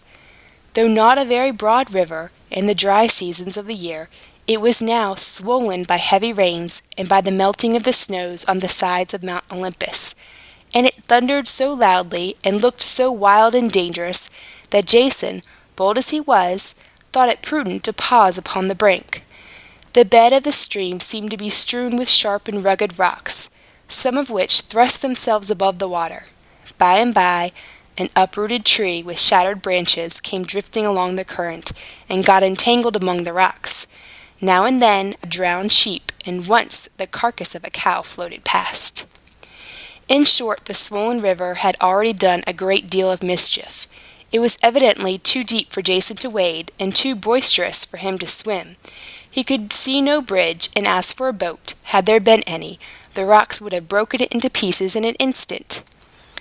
"See the poor lad," said a cracked voice close to his side. "He must have had but a poor education, since he does not know how to cross a little stream like this. Or is he afraid of wetting his fine golden stringed sandals? It is a pity his 4-footed schoolmaster is not here to carry him safely across on his back." Jason looked around, greatly surprised, for he did not know that anybody was near. But beside him stood an old woman, with a ragged mantle over her head, leaning on a staff, the top of which was carved into the shape of a cuckoo. She looked very aged, and wrinkled, and infirm, and yet her eyes, which were as brown as those of an ox, were so extremely large and beautiful, that when they were fixed on Jason's eyes, he could see nothing else but them. The old woman had a pomegranate in her hand, although the fruit was then quite out of season. "Whither are you going, Jason?" she now asked. She seemed to know his name, you will observe, and indeed those great brown eyes looked as if they had a knowledge of everything, whether past or to come. While Jason was gazing at her, a peacock strutted forward and took his stand at the old woman's side. "I am going to Iolcus," answered the young man, "to bid the wicked King Peleus come down from my father's throne and let me reign in his stead." "Ah, well then," said the old woman, still with the same cracked voice, "if that is all your business, you need not be in a very great hurry. Just take me on your back, there's a good youth, and carry me across the river. I and my peacock have something to do on the other side, as well as yourself." "Good mother," replied Jason, "your business can hardly be so important as the pulling down a king from his throne. Besides, as you may see for yourself, the river is very boisterous, and if I should chance to stumble, it would sweep both of us away more easily than it carried off yonder uprooted tree. I would gladly help you if I could, but I doubt whether I am strong enough to carry you across." "Then," said she, very scornfully, "neither are you strong enough to pull King Peleus off his throne. And Jason, unless you will help an old woman at her need, you ought not to be a king. What are kings made for, save to succor the feeble and distressed? But do as you please. Either take me on your back, or with my poor old limbs I shall try my best to struggle across the stream." Saying this, the old woman poked with her staff in the river, as if to find the safest place in its rocky bed where she might make the first step. But Jason, by this time, had grown ashamed of his reluctance to help her. He felt that he could never forgive himself if this poor feeble creature should come to any harm in attempting to wrestle against the headlong current. The good Chiron, whether half horse or no, had taught him that the noblest use of his strength was to assist the weak, and also that he must treat every young woman as if she were his sister, and every old one like a mother. Remembering these maxims, the vigorous and beautiful young man knelt down and requested the good dame to mount his back. "The passage seems to me not very safe," he remarked, "but as your business is so urgent, I will try to carry you across. If the river sweeps you away, it shall take me too." "That, no doubt, will be a great comfort to both of us," quoth the old woman. "But never fear, we shall get safely across." So she threw her arms around Jason's neck, and lifting her from the ground, he stepped boldly into the raging and foaming current, and began to stagger away from the shore. As for the peacock, it alighted on the old dame's shoulders. Jason's 2 spears, one in each hand, kept him from stumbling and enabled him to feel his way among the hidden rocks, although every instant he expected that his companion and himself would go down the stream, together with the driftwood of shattered trees and the carcasses of the sheep and the cow. Down came the cold, snowy torrent from the steep side of Olympus, raging and thundering as if it had a real spite against Jason, or at all events were determined to snatch off his living burden from his shoulders. When he was halfway across, the uprooted tree, which I have already told you about, broke loose from among the rocks and bore down upon him. With all its splintered branches sticking out like 100 arms of the king Briareus, it rushed past, however, without touching him. But the next moment his foot was caught in a crevice between 2 rocks, and stuck there so fast that, in the effort to get free, he lost one of his golden string sandals. At this accident, Jason could not help uttering a cry of vexation.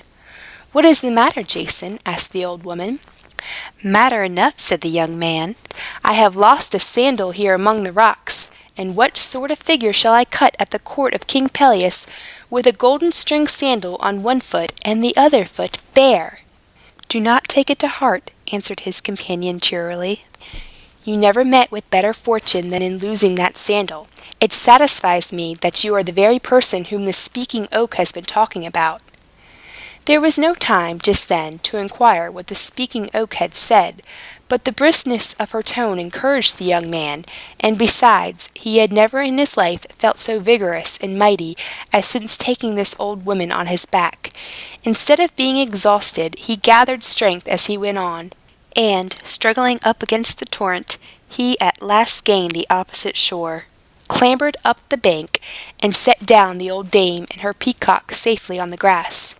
As soon as this was done, however, he could not help looking rather despondently at his bare foot, with only a remnant of the golden string of the sandal clinging around his ankle.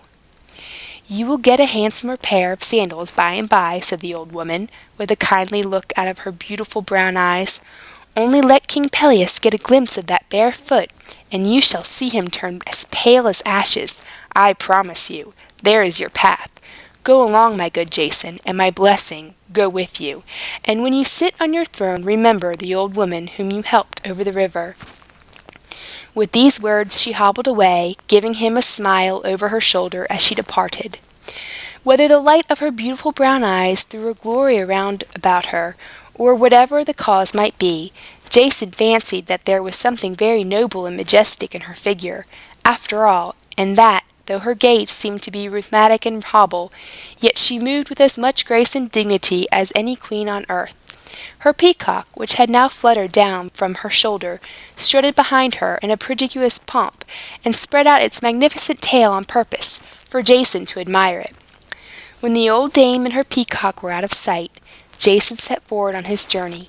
After traveling a pretty long distance, he came to a town situated at the foot of a mountain, and not a great way from the shore of the sea. On the outside of the town there was an immense crowd of people, not only men and women, but children too, all in their best clothes, and evidently enjoying a holiday. The crowd was thickest towards the seashore, and in that direction, over the people's heads, Jason saw a wreath of smoke curling upward to the blue sky. He inquired of one of the multitude what town it was nearby, and why so many persons were here assembled together. "This is the kingdom of Iolcus," answered the man, "and we are the subjects of King Peleus. Our monarch has summoned us together that we may see him sacrifice a black bull to Neptune, who, they say, is his majesty's father.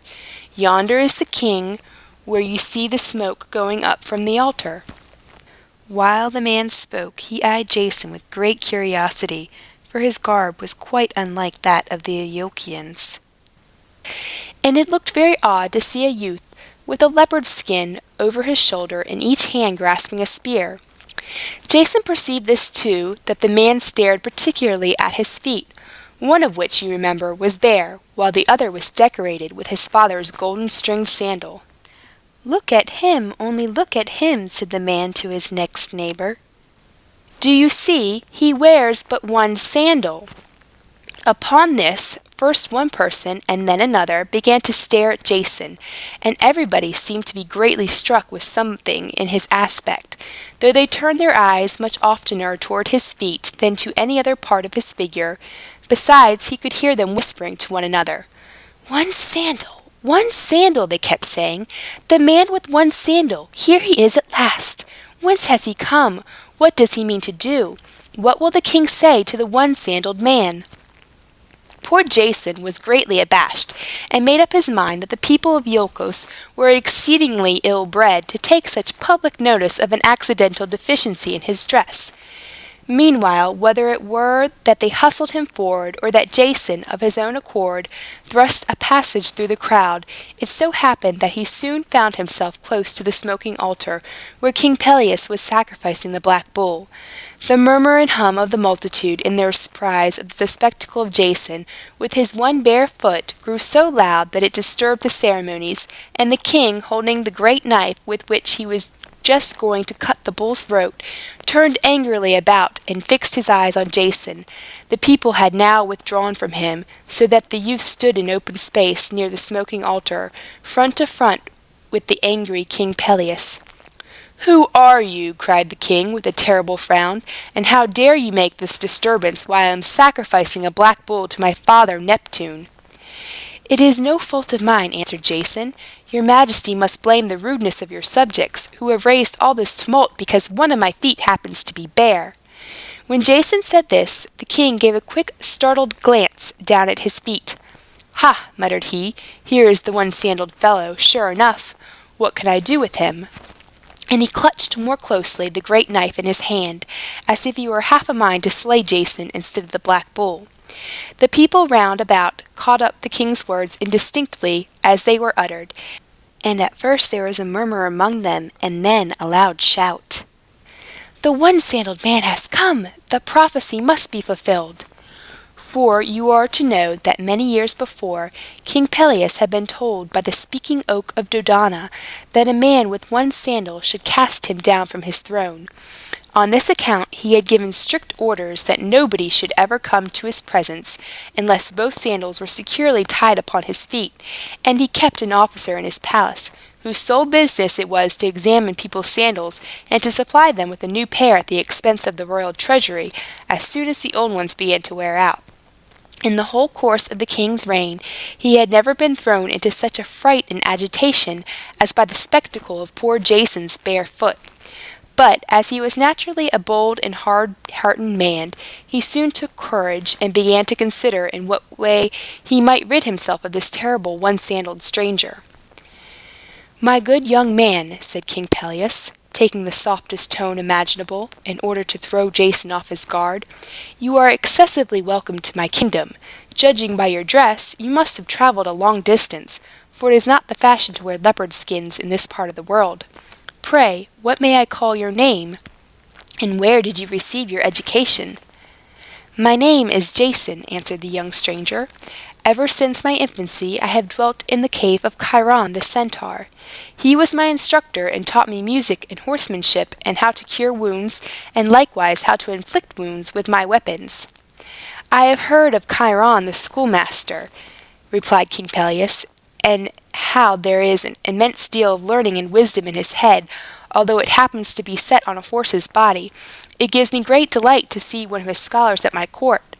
But to test how much you have profited under so excellent a teacher, will you allow me to ask you a single question?" "I do not pretend to be very wise," said Jason, "but ask me what you please, and I will answer to the best of my ability." Now King Peleus meant cunningly to entrap the young man, and to make him say something that should be the cause of mischief and distraction to himself. So with a crafty and evil smile upon his face, he spoke as follows. "What would you do, brave Jason," asked he, "if there were a man in the world by whom, as you had reason to believe, you were doomed to be ruined and slain? What would you do, I say, if that man stood before you and in your power?" When Jason saw the malice and wickedness which King Peleus could not prevent from gleaming out of his eyes, he probably guessed that the king had discovered what he came for, and that he intended to turn his own words against himself. Still, he scorned to tell a falsehood.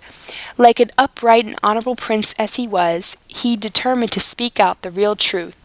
Since the king had chosen to ask him the question, and since Jason had promised him an answer, there was no right way, save to tell him precisely what would be the most prudent thing to do, if he had his worst enemy in his power.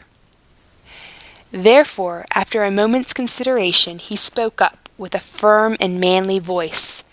"I would send such a man," said he, "in quest of the golden fleece."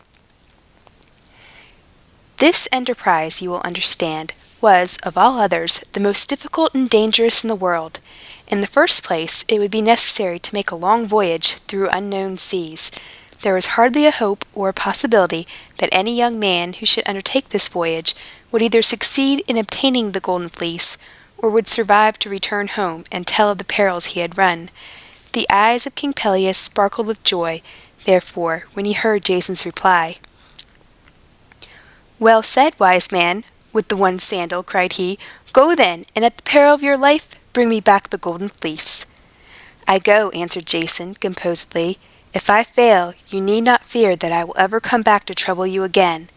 But if I return to Iolcos with the prize, then, King Peleus, you must hasten down from your lofty throne and give me your crown and scepter." "That I will," said the king with a sneer. "Meantime, I will keep them safely for you." The first thing that Jason thought of doing after he left the king's presence was to go to Dodona and inquire of the talking oak what course it was best to pursue. This wonderful tree stood in the center of an ancient wood. Its stately trunk rose up 100 feet into the air and threw a broad and dense shadow over more than an acre of ground. Standing beneath it, Jason looked up among the knotted branches and green leaves, and into the mysterious heart of the old tree, and spoke aloud, as if he were addressing some person who was hidden within the depths of the foliage. "What shall I do," said he, "in order to win the golden fleece?" At first there was a deep silence, not only within the shadow of the talking oak, but all through the solitary wood. In a moment or two, however, the leaves of the oak began to stir and rustle, as if a gentle breeze were wandering amongst them, although the other trees of the wood were perfectly still. The sound grew louder and became like the roar of a high wind. By and by, Jason imagined that he could distinguish words, but very confusedly, because each separate leaf of the tree seemed to be a tongue, and the whole myriad of tongues were babbling at once. But the noise waxed broader and deeper, until it resembled a tornado sweeping through the oak, and making one great utterance out of 1,000 and thousands of little murmurs, which each leafy tongue had caused by its rustling. And now, though it still had the tone of a mighty wind roaring among the branches, it was also like a deep bass voice, speaking as distinctly as a tree could be expected to speak, the following words: "Go to Argus, the shipbuilder, and bid him build a galley with 50 oars." Then the voice melted again into the indistinct murmur of rustling leaves, and died gradually away. When it was quite gone, Jason felt inclined to doubt whether he had actually heard the words, or whether his fancy had not shaped them out of an ordinary sound made by a breeze while passing through the thick foliage of the tree. But on inquiry among the people of Iolcos, he found that there was really a man in the city by the name of Argus, who was a very skillful builder of vessels. This showed some intelligence in the oak, else how should it have known that any such person existed?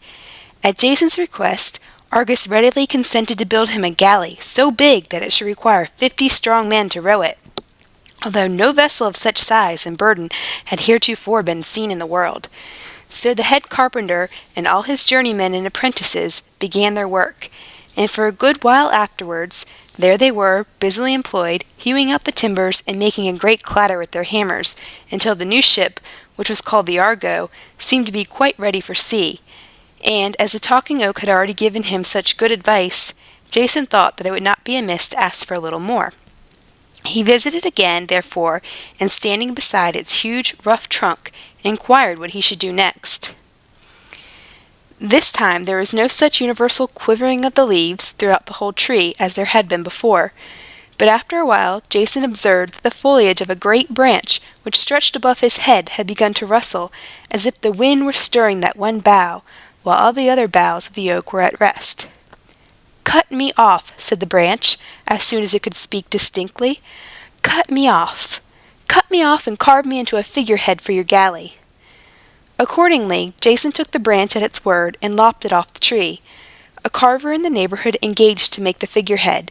He was tolerably good workman, and had already carved several figureheads in what he intended for feminine shapes, and looking pretty much like those we see nowadays, stuck up under a vessel's bowsprit, with great staring eyes that never wink at the dash of a spray.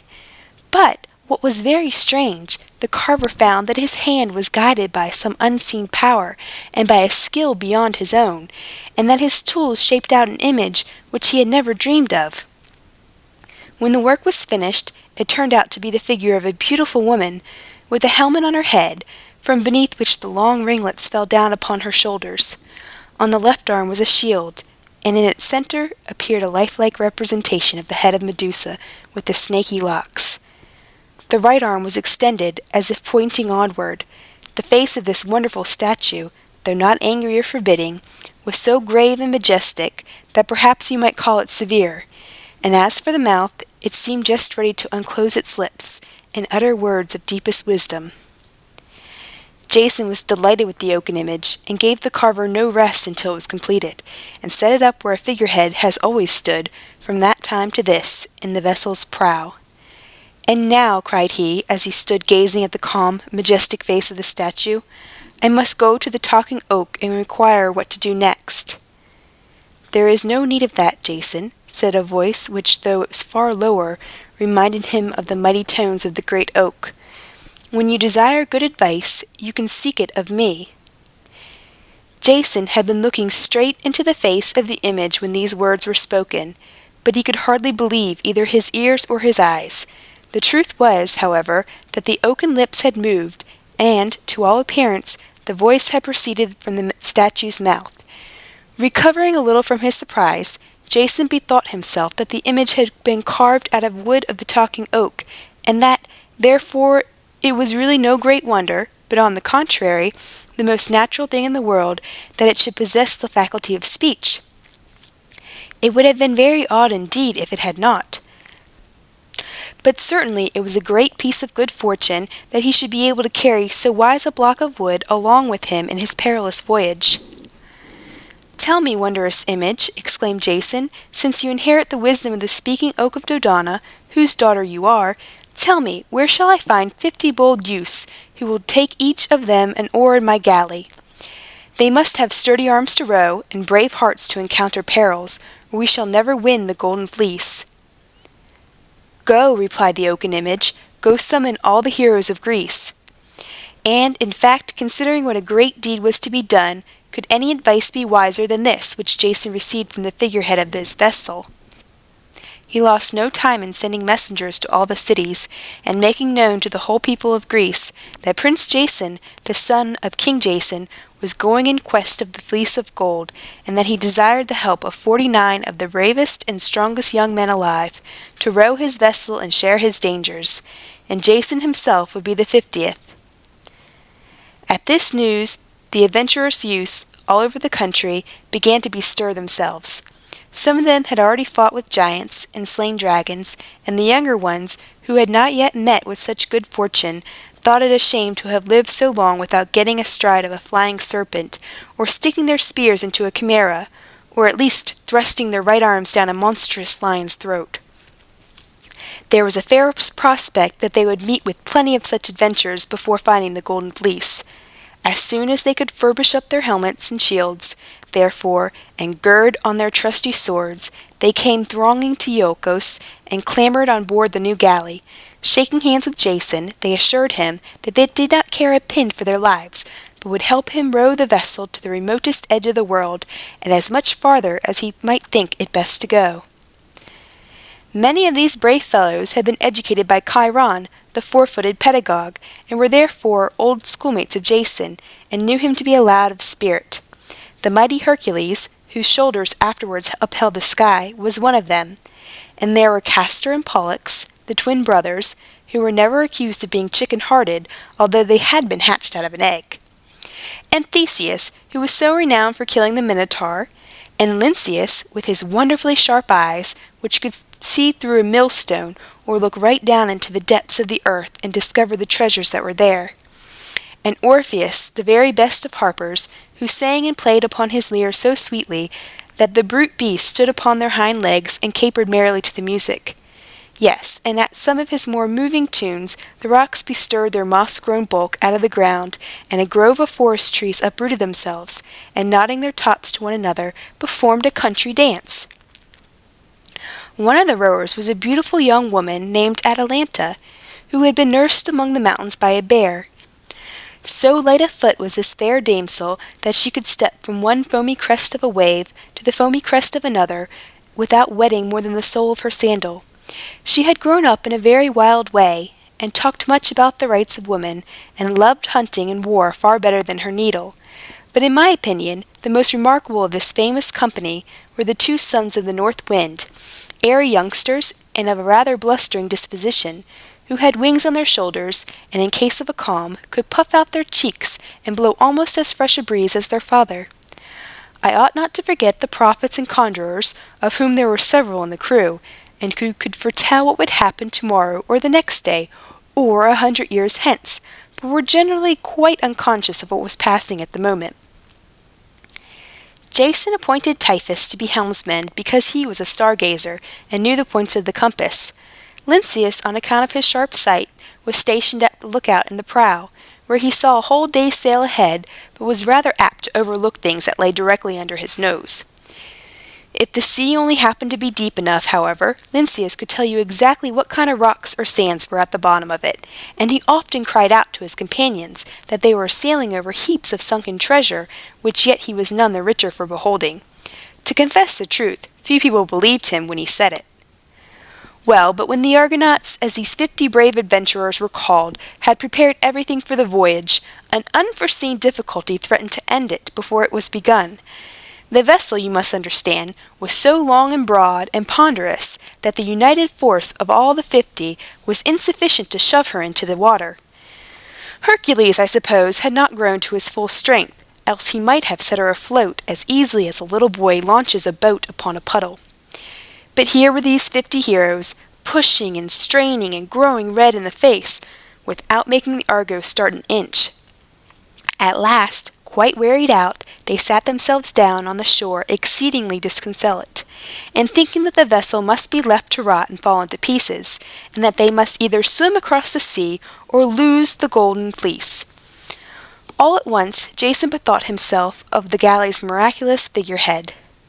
"O daughter of the talking oak," cried he, "how shall we set work to get our vessel into the water?" "Seat yourselves," answered the image, for it had known what ought to have been done from the very first, and was only waiting for the question to be put. "Seat yourselves, and handle your oars, and let Orpheus play upon his harp." Immediately the 50 heroes got on board, and seizing their oars, held them perpendicularly in the air, while Orpheus, who liked such a task far better than rowing, swept his fingers across the harp. At the first ringing note of the music they felt the vessel stir.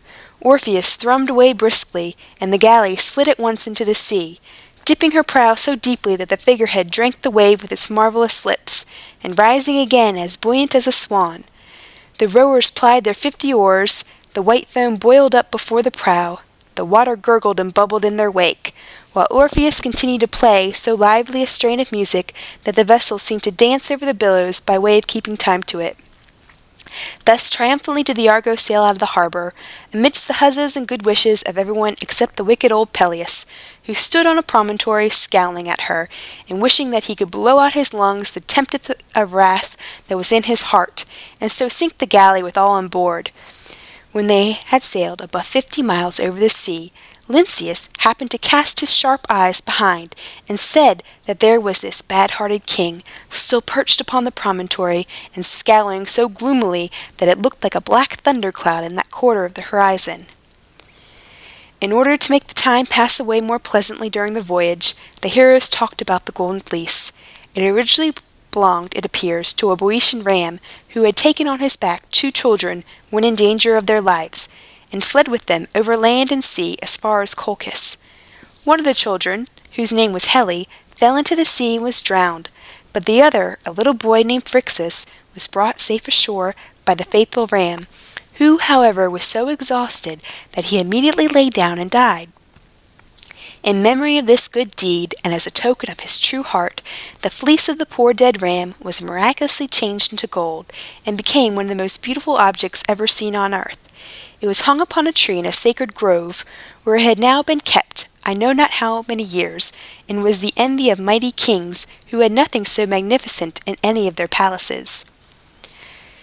If I were to tell you all the adventures of the Argonauts, it would take me till nightfall, and perhaps a great deal longer. There was no lack of wonderful events, as you may judge from what you have already heard. At a certain island they were hospitably received by King Theseus, its sovereign, who made a feast for them, and treated them like brothers. But the Argonauts saw that this good king looked downcast and very much troubled, and they therefore inquired of him what was the matter. King Theseus hereupon informed them that he and his subjects were greatly abused and incommoded by the inhabitants of a neighboring mountain, who made war upon them, and killed many people, and ravaged the country. And while they were talking about it, Theseus pointed to the mountain, and asked Jason and his companions what they saw there. "I see some very tall objects," answered Jason, "but they are at such a distance that I cannot distinctly make out what they are. To tell your majesty the truth, they look so very strangely that I am inclined to think them clouds, which have chanced to take something like human shapes." "I see them very plainly," remarked Lynceus, whose eyes, you know, were as far-sighted as a telescope. "They are a band of enormous giants, all of whom has 6 arms apiece, and a club, a sword, or some other weapon in each of their hands." "You have excellent eyes," said King Theseus. "Yes, they are 6-armed giants, as you say, and these are the enemies whom I and my subjects have to contend with." The next day, when the Argonauts were about setting sail, down came these terrible giants, stepping 100 yards at a stride, brandishing their 6 arms apiece, and looking formidable, so far aloft in the air. Each of these monsters was able to carry on a whole war by himself, for with one arm he could fling immense stones, and wield a club with another, and a sword with a third, while the fourth was poking a long spear at the enemy, and the fifth and sixth were shooting him with a bow, an arrow. But luckily, though the giants were so huge, and had so many arms, they had each but one heart, and that no bigger nor braver than the heart of an ordinary man. Besides, if they had been like 100-armed Briareus, the brave Argonauts would have given them their hands full of fight. Jason and his friends went boldly to meet them, slew a great many, and made the rest take to their heels, so that if the giants had had 6 legs apiece instead of 6 arms, it would have served them better to run away with. Another strange adventure happened when the voyagers came to Thrace, where they found the poor blind king named Phineus, deserted by his subjects, and living in a very sorrowful way, all by himself. On Jason's inquiring whether they could do him any service, the king answered that he was terribly tormented by 3 winged creatures called harpies, which had the faces of women, and the wings, bodies, and claws of vultures. These ugly wretches were in the habit of snatching away his dinner, and allowed him no peace of his life. Upon hearing this, the Argonauts spread a plentiful feast on the seashore, well knowing, from what the blind king said of their greediness, that the harpies would snuff up the scent of the victuals, and quickly come to steal them away. And so it turned out, for hardly was the table set, before the 3 hideous vulture women came flapping their wings, seized the food in their talons, and flew off as fast as they could. But the 2 sons of the north wind drew their swords, spread their pinions, and set off through the air in pursuit of the thieves, whom they at last overtook among some islands, after a chase of hundreds of miles. The 2 winged youths blustered terribly at the harpies, for they had had rough temper of their father, and so frightened them with their drawn swords that they solemnly promised never to trouble King Phineus again. Then the Argonauts sailed onward and met with many other marvelous incidents, any one of which could have made a story by itself. At one time they landed on the island and were reposing on the grass when they suddenly found themselves assailed by what seemed a shower of steel-headed arrows. Some of them stuck in the ground, while others hit against their shields, and several penetrated their flesh. The 50 heroes started up and looked about them for the hidden enemy, but they could find none, nor see any spot on the whole island where even a single archer could lie concealed. Still, however, the steel-headed arrows came whizzing among them, and at last, happening to look upward, they beheld a large flock of birds, hovering and wheeling aloft and shooting their feathers down upon the Argonauts. These feathers were the steel-headed arrows that had so tormented them. There was no possibility of making any resistance, and the 50 heroic Argonauts might all have been killed or wounded by a flock of troublesome birds without ever setting eyes on the golden fleece, if Jason had not thought of asking the advice of the oaken image. So he ran to the galley as fast as his legs would carry him. "O daughter of the speaking oak," cried he, all out of breath, "we need your wisdom more than ever before. We are in great peril from a flock of birds who are shooting us with their steel-pointed feathers. What can we do to drive them away?" "Make a clatter on your shields," said the image. On receiving this excellent counsel, Jason hurried back to his companions, who were far more dismayed than when they fought with 6-armed giants, and bade them strike with their swords upon their brazen shields. Forthwith the 50 heroes set heartily to work, banging with might and main, and raised such a terrible clatter that the birds made what haste they could to get away, and though they had shot half their feathers out of their wings, they were soon seen skimming among the clouds, a long distance off, and looking like a flock of wild geese. Orpheus celebrated this victory by playing a triumphant anthem in his harp, and sang so melodiously that Jason begged him to desist, lest, as the steel-feathered birds had been driven away by an ugly sound, they might be enticed back again by a sweet one. While the Argonauts remained on the island, they saw a small vessel approaching the shore, in which were 2 young men of princely demeanor, and exceedingly handsome, as young princes generally were in those days. Now, who do you imagine these 2 voyagers turned out to be? Why, if you will believe me, they were the sons of that very Phrixus, who, in his childhood, had been carried to Colchis on the back of the golden-fleeced ram.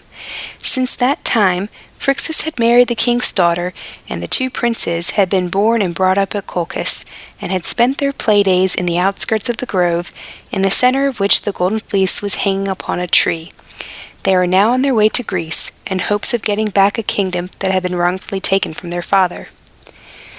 When the princes understood whither the Argonauts were going, they offered to turn back and guide them to Colchis. At the same time, however, they spoke as if it were very doubtful whether Jason would succeed in getting the golden fleece. According to their account, the tree on which it hung was guarded by a terrible dragon, who never failed to devour, at one mouthful, every person who might venture within his reach. "There are other difficulties in the way," continued the young princess, "but is this not enough?" "Ah, brave Jason, turn back before it is too late. It would grieve us to the heart if you and your 49 brave companions should be eaten up at 50 mouthfuls by this execrable dragon." "My young friends," quietly replied Jason, "I do not wonder that you think the dragon very terrible. You have grown up from infancy in the fear of this monster, and therefore still regard him with the awe that children fear for the bugbears and hobgoblins which their nurses have talked to them about. But in my view of the matter, the dragon is merely a pretty large serpent, who is not half so likely to snap me up at one mouthful, as I am to cut off his ugly head and strip the skin from his body. At all events, turn back who may, I will never see Greece again unless I carry with me the golden fleece." "We will none of us turn back," cried his 49 brave comrades. "Let us get on board the galley this instant, and if the dragon is to make a breakfast of us, much good may it do him." And Orpheus, whose custom it was to set everything to music, began to harp and sing most gloriously, and made every mother's son of them feel as if nothing in the world were so delectable as to fight dragons, and nothing so truly honorable as to be eaten up at one mouthful in case of the worst. After this, being now under the guidance of the 2 princes, who were well acquainted with the way, they quickly set sail to Colchis. When the king of the country, whose name was Aeetes, heard of their arrival, he instantly summoned Jason to the court. The king was a stern and cruel-looking potentate, and though he put on a polite and hospitable expression as he could, Jason did not like his face a whit better than that of the wicked King Peleus, who dethroned his father. "You are welcome, brave Jason," said King Aeetes. Pray, are you on a pleasure voyage, or do you meditate the discovery of unknown islands? Or what other cause has procured me the happiness of seeing you at my court?" "Great sir," replied Jason, with an obeisance, for Chiron had taught him how to behave with propriety, whether to kings or beggars, "I have come hither with purpose, which I now beg your majesty's permission to execute.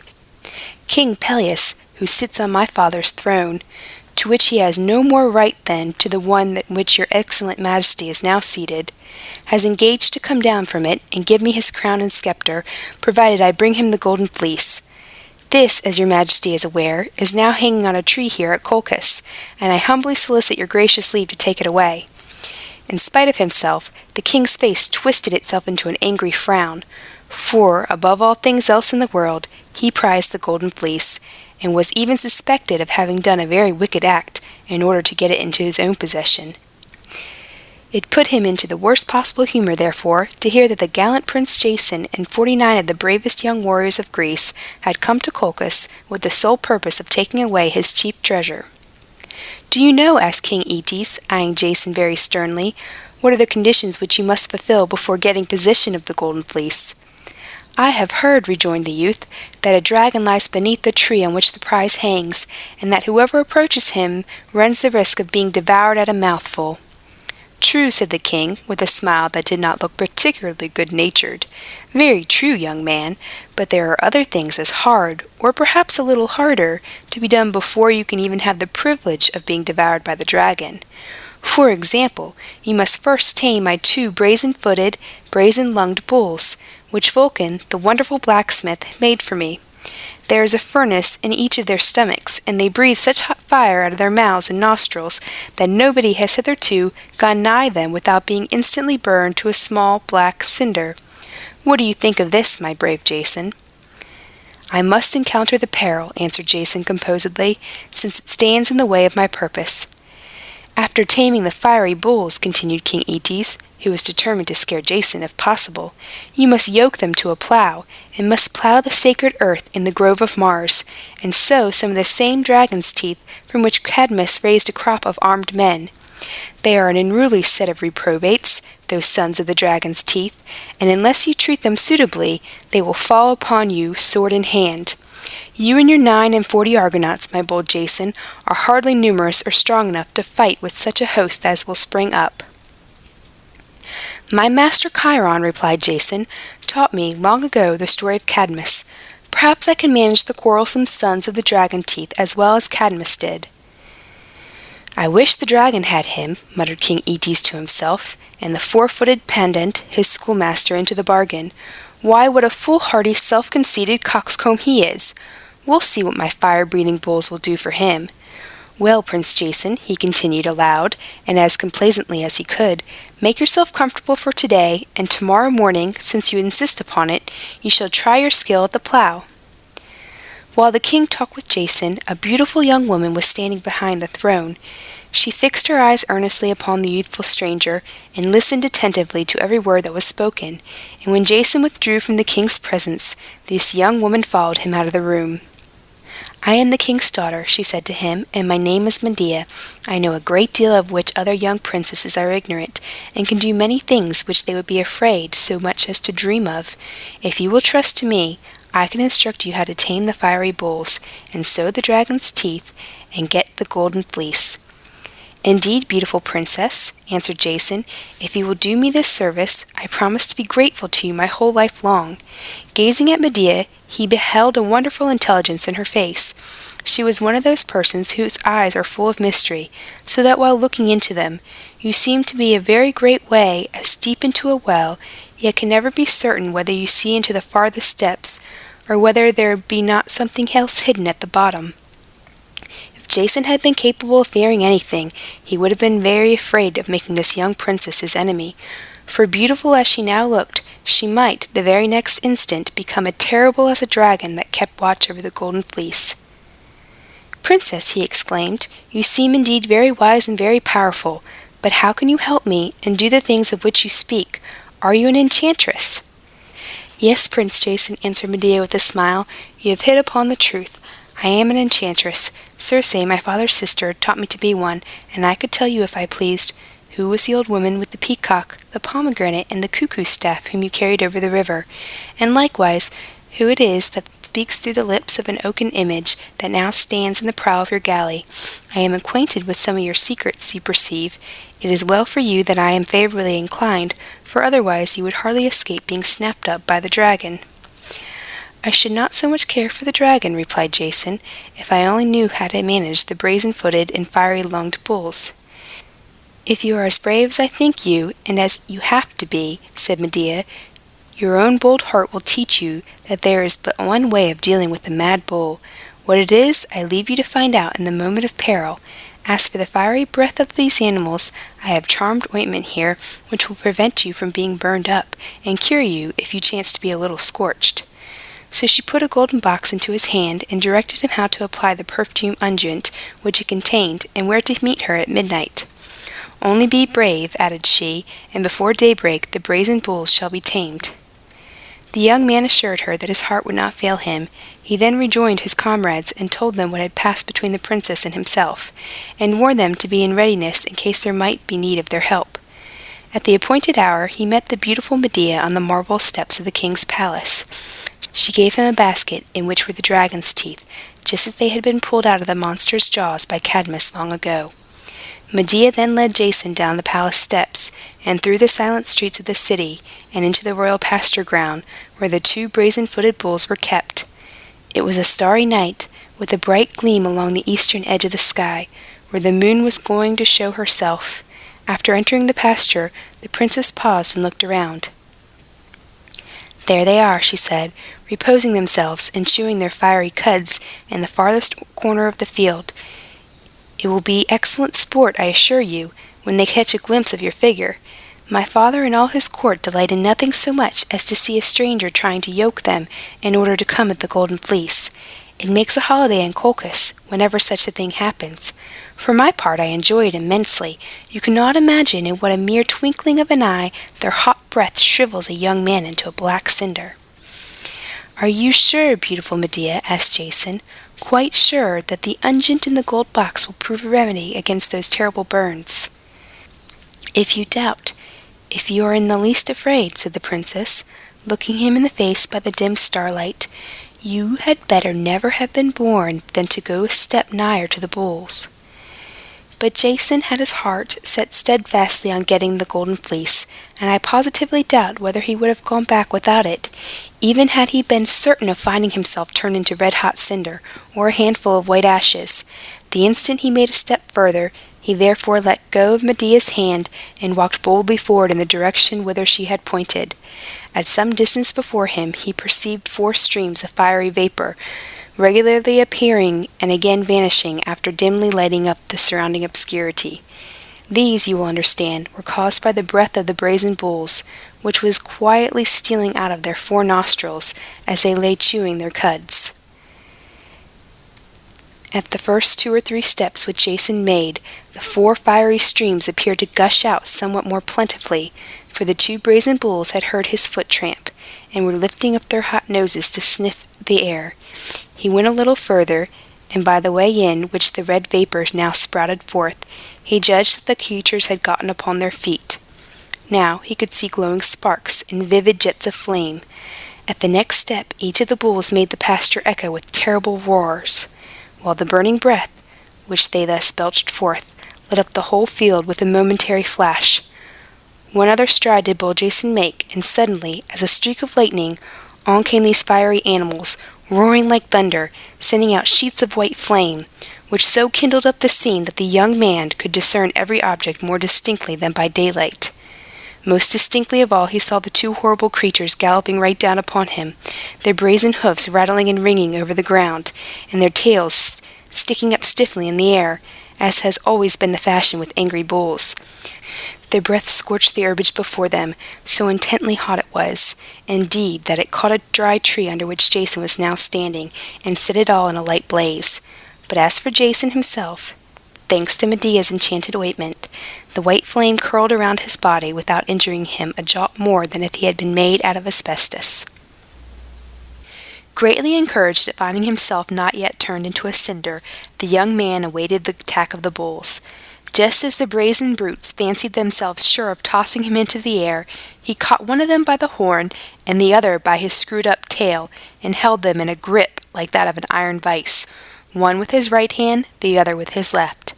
Well, he must have been wonderfully strong in arms, to be sure, but the secret of the matter was that the brazen bulls were enchanted creatures, and that Jason had broken the spell of their fiery fierceness by his bold way of handling them. And ever since that time, it has been the favorite method of brave men, when danger assails them, to do what they call taking the bull by the horns, and to grip him by the tail is pretty much the same thing, that is, to throw aside fear, and overcome the peril by despising it. It was now easy to yoke the bulls, and to harness them to the plough, which had lain rusting on the ground for many years gone by. So long was it before anybody could be found capable of ploughing that piece of land. Jason, I suppose, had been taught how to draw a furrow by the good old Chiron, who perhaps used to allow himself to be harnessed by the plough. At any rate, our hero succeeded perfectly well in breaking up the greensward, and by the time that the moon was a quarter of her journey up the sky, the ploughed field lay before him, a large tract of black earth, ready to be sown with the dragon's teeth. So Jason scattered them broadcast, and harried them into the soil with the brush harrow, and took his stand on the edge of the field, anxious to see what would happen next. "Must we wait long for the harvest time?" he inquired of Medea, who was now standing by his side. "Whether sooner or later, it will be sure to come," answered the princess. "A crop of armed men never fails to spring up when the dragon's teeth have been sown." The moon was now high aloft in the heavens, and threw its bright beams over the ploughed field, where as yet there was nothing to be seen. Any farmer, on viewing it, would have said that Jason must wait weeks before the green blades would peep out from the clods, and whole months before the yellow grain would be ripened for the sickle. But by and by, all over the field, there was something that glistened in the moonbeams, like sparkling drops of dew. These bright objects sprouted higher, and proved to be the steel heads of spears. Then there was a dazzling gleam from a vast number of polished brass helmets, beneath which, as they grew farther out of the soil, appeared the dark and bearded visages of warriors, struggling to free themselves from the imprisoning earth. The first look that they gave at the upper world was a glare of wrath and defiance. Next were seen their breastplates. In every right hand there was a sword or a spear, and on each left arm a shield.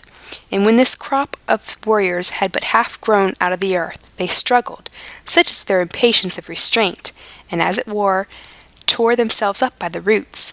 Wherever a dragon's tooth had fallen, there stood a man armed for the battle. They made a clangor with their swords against their shields, and eyed one another fiercely, for they had come into this beautiful world and into this peaceful moonlight, full of rage and stormy passions, and ready to take the life of every human brother in recompense for the boon of their own existence. There have been many other armies in the world that seem to possess the same fierce nature with the one which had now sprouted from the dragon's teeth, but these in the moonlit field were the more excusable, because they had never had women for their mothers, and how it would have rejoiced any great captain, who was bent on conquering the world, like Alexander or Napoleon, to raise a crop of armed soldiers as easily as Jason did. For a while the warriors stood flourishing their weapons, clashing their swords against their shields, and boiling over with the red-hot thirst for battle. Then they began to shout, "Show us the enemy! Lead us to the charge! Death or victory! Come on, brave comrades! Conquer or die!" And 100 other outcries, such as men always bellow forth on a battlefield, in which these dragon people seemed to have had their tongues' end. At last the front rank caught sight of Jason, who, beholding the flash of so many weapons in the moonlight, had thought it best to draw his sword. In a moment all the sons of the dragon's teeth appeared to take Jason for an enemy, and crying with one voice, "Guard the golden fleece!" they ran at him with uplifted swords and protruded spears.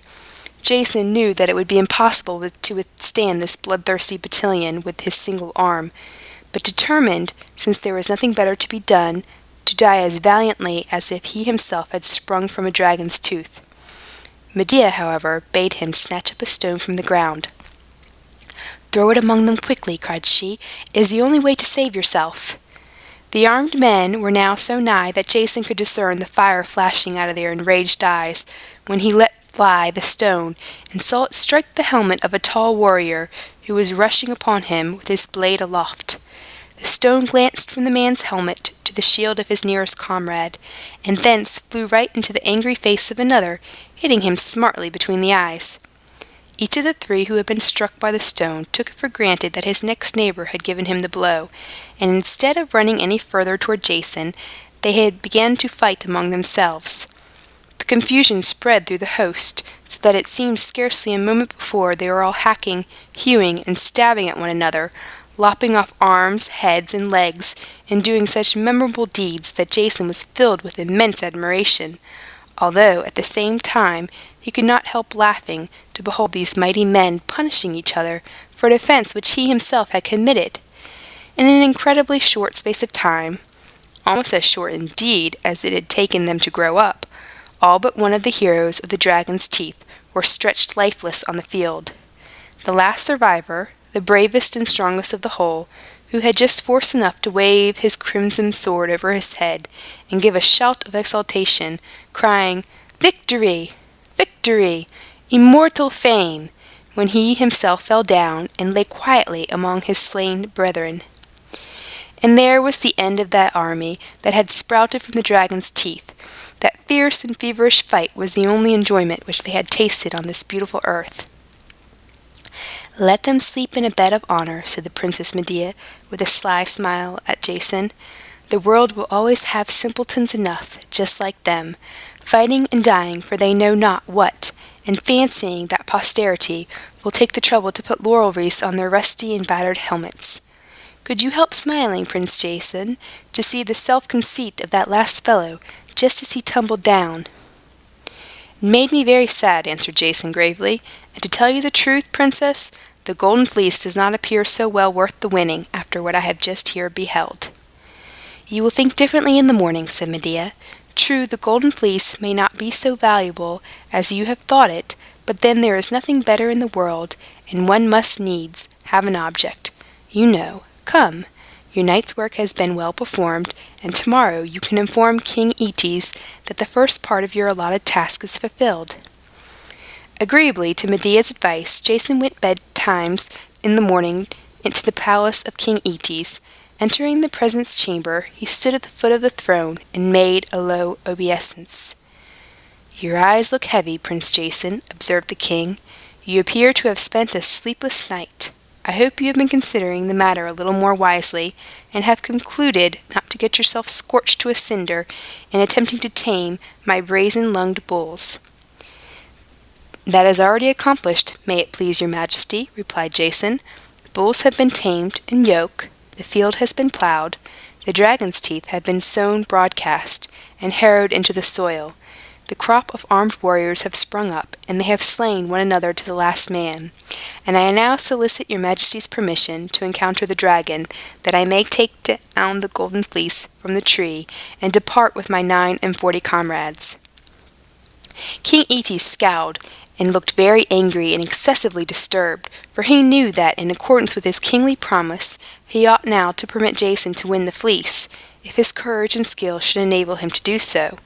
But since the young man had met with such good luck in the matter of the brazen bulls and the dragon's teeth, the king feared that he would be equally successful in slaying the dragon, and therefore, though he would gladly have seen Jason snapped up at a mouthful, he was resolved, and it was a very wrong thing of this wicked potentate, not to run any further risk of losing his beloved fleece. "You never would have succeeded in this business, young man," said he, "if my undutiful daughter Medea had not helped you with her enchantments. Had you acted fairly, you would have been, at this instant, a black cinder or a handful of white ashes. I forbid you, on pain of death, to make any more attempts to get the golden fleece. To speak my mind plainly, you shall never set eyes on so much as one of its glistening locks." Jason left the king's presence in great sorrow and anger. He could think of nothing better to be done than to summon together his 49 brave Argonauts, march at once to the grove of Mars, slay the dragon, take possession of the golden fleece, get on board the Argo, and spread all sail for Iolcus. The success of this scheme depended, it is true, on the doubtful point whether all 50 heroes might not be snapped up at so many mouthfuls by the dragon, but as Jason was hastening down the palace steps, the Princess Medea called after him and beckoned him to her return. Her black eyes shone upon him with such keen intelligence that he felt as if there were a serpent peeping out of them, and although she had done him so much service only the night before, he was by no means very certain that she would not do him an equally great mischief before sunset. These enchantresses, you must know, are never to be depended on. "What says King Aetes, my royal and upright father?" inquired Medea, slightly smiling. "Will he give you the golden fleece without any further risk or trouble?" "On the contrary," answered Jason, "he is very angry with me for taming the brazen bulls and sowing the dragon's teeth, and he forbids me to make any more attempts and positively refuses to give up the golden fleece, whether I slay the dragon or no." "Yes, Jason," said the princess, "and I can tell you more. Unless you set sail from Colchis before tomorrow morning, the king means to burn your 50-oared galley and put yourself and your 49 brave comrades to the sword. But be of good courage. The golden fleece you shall have if it lies within the power of my enchantments to get it for you. Wait for me here an hour before midnight."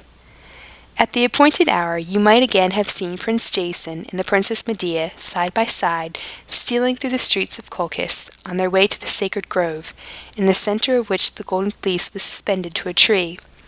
While they were crossing the pasture ground, the brazen bulls came towards Jason, lowing, nodding their heads, and thrusting forth their snouts, which, as other cattle do, they loved to have rubbed and caressed by a friendly hand.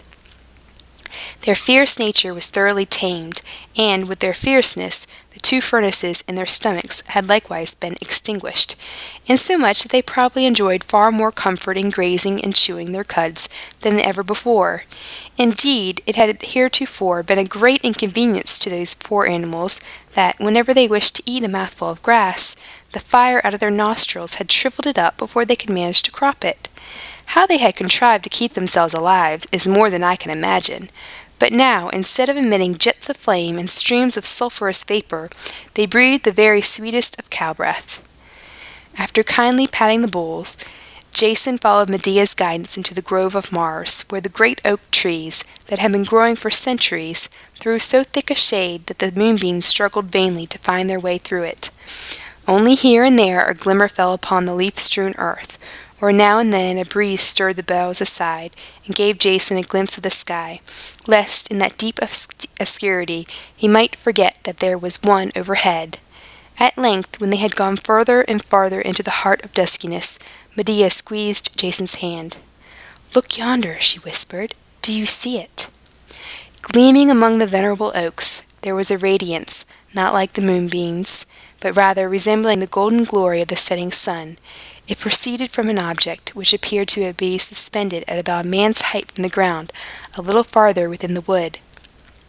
"What is it?" asked Jason. "Have you come so far to seek it?" exclaimed Medea, "and you do not recognize the meed of all your toils and perils, when it glitters before your eyes? It is the golden fleece." Jason went onward a few steps farther, and then stopped to gaze. Oh, how beautiful it looked, shining with a marvelous light of its own, the inestimable prize which so many heroes had longed to behold, but had perished in the quest of it, either by the perils of their voyage, or by the fiery breath of the brazen-lunged bulls. "How gloriously it shines!" cried Jason, in a rapture. "It has surely been dipped in the richest gold of sunset. Let me hasten onward and take it to my bosom." "Stay," said Medea, holding him back. "Have you forgotten what guards it?" To say the truth, in the joy of beholding the object of his desires, the terrible dragon had quite slipped out of Jason's memory. Soon, however, something came to pass that reminded him what perils were still to be encountered. An antelope that probably mistook the yellow radiance for sunrise came bounding fleetingly through the grove.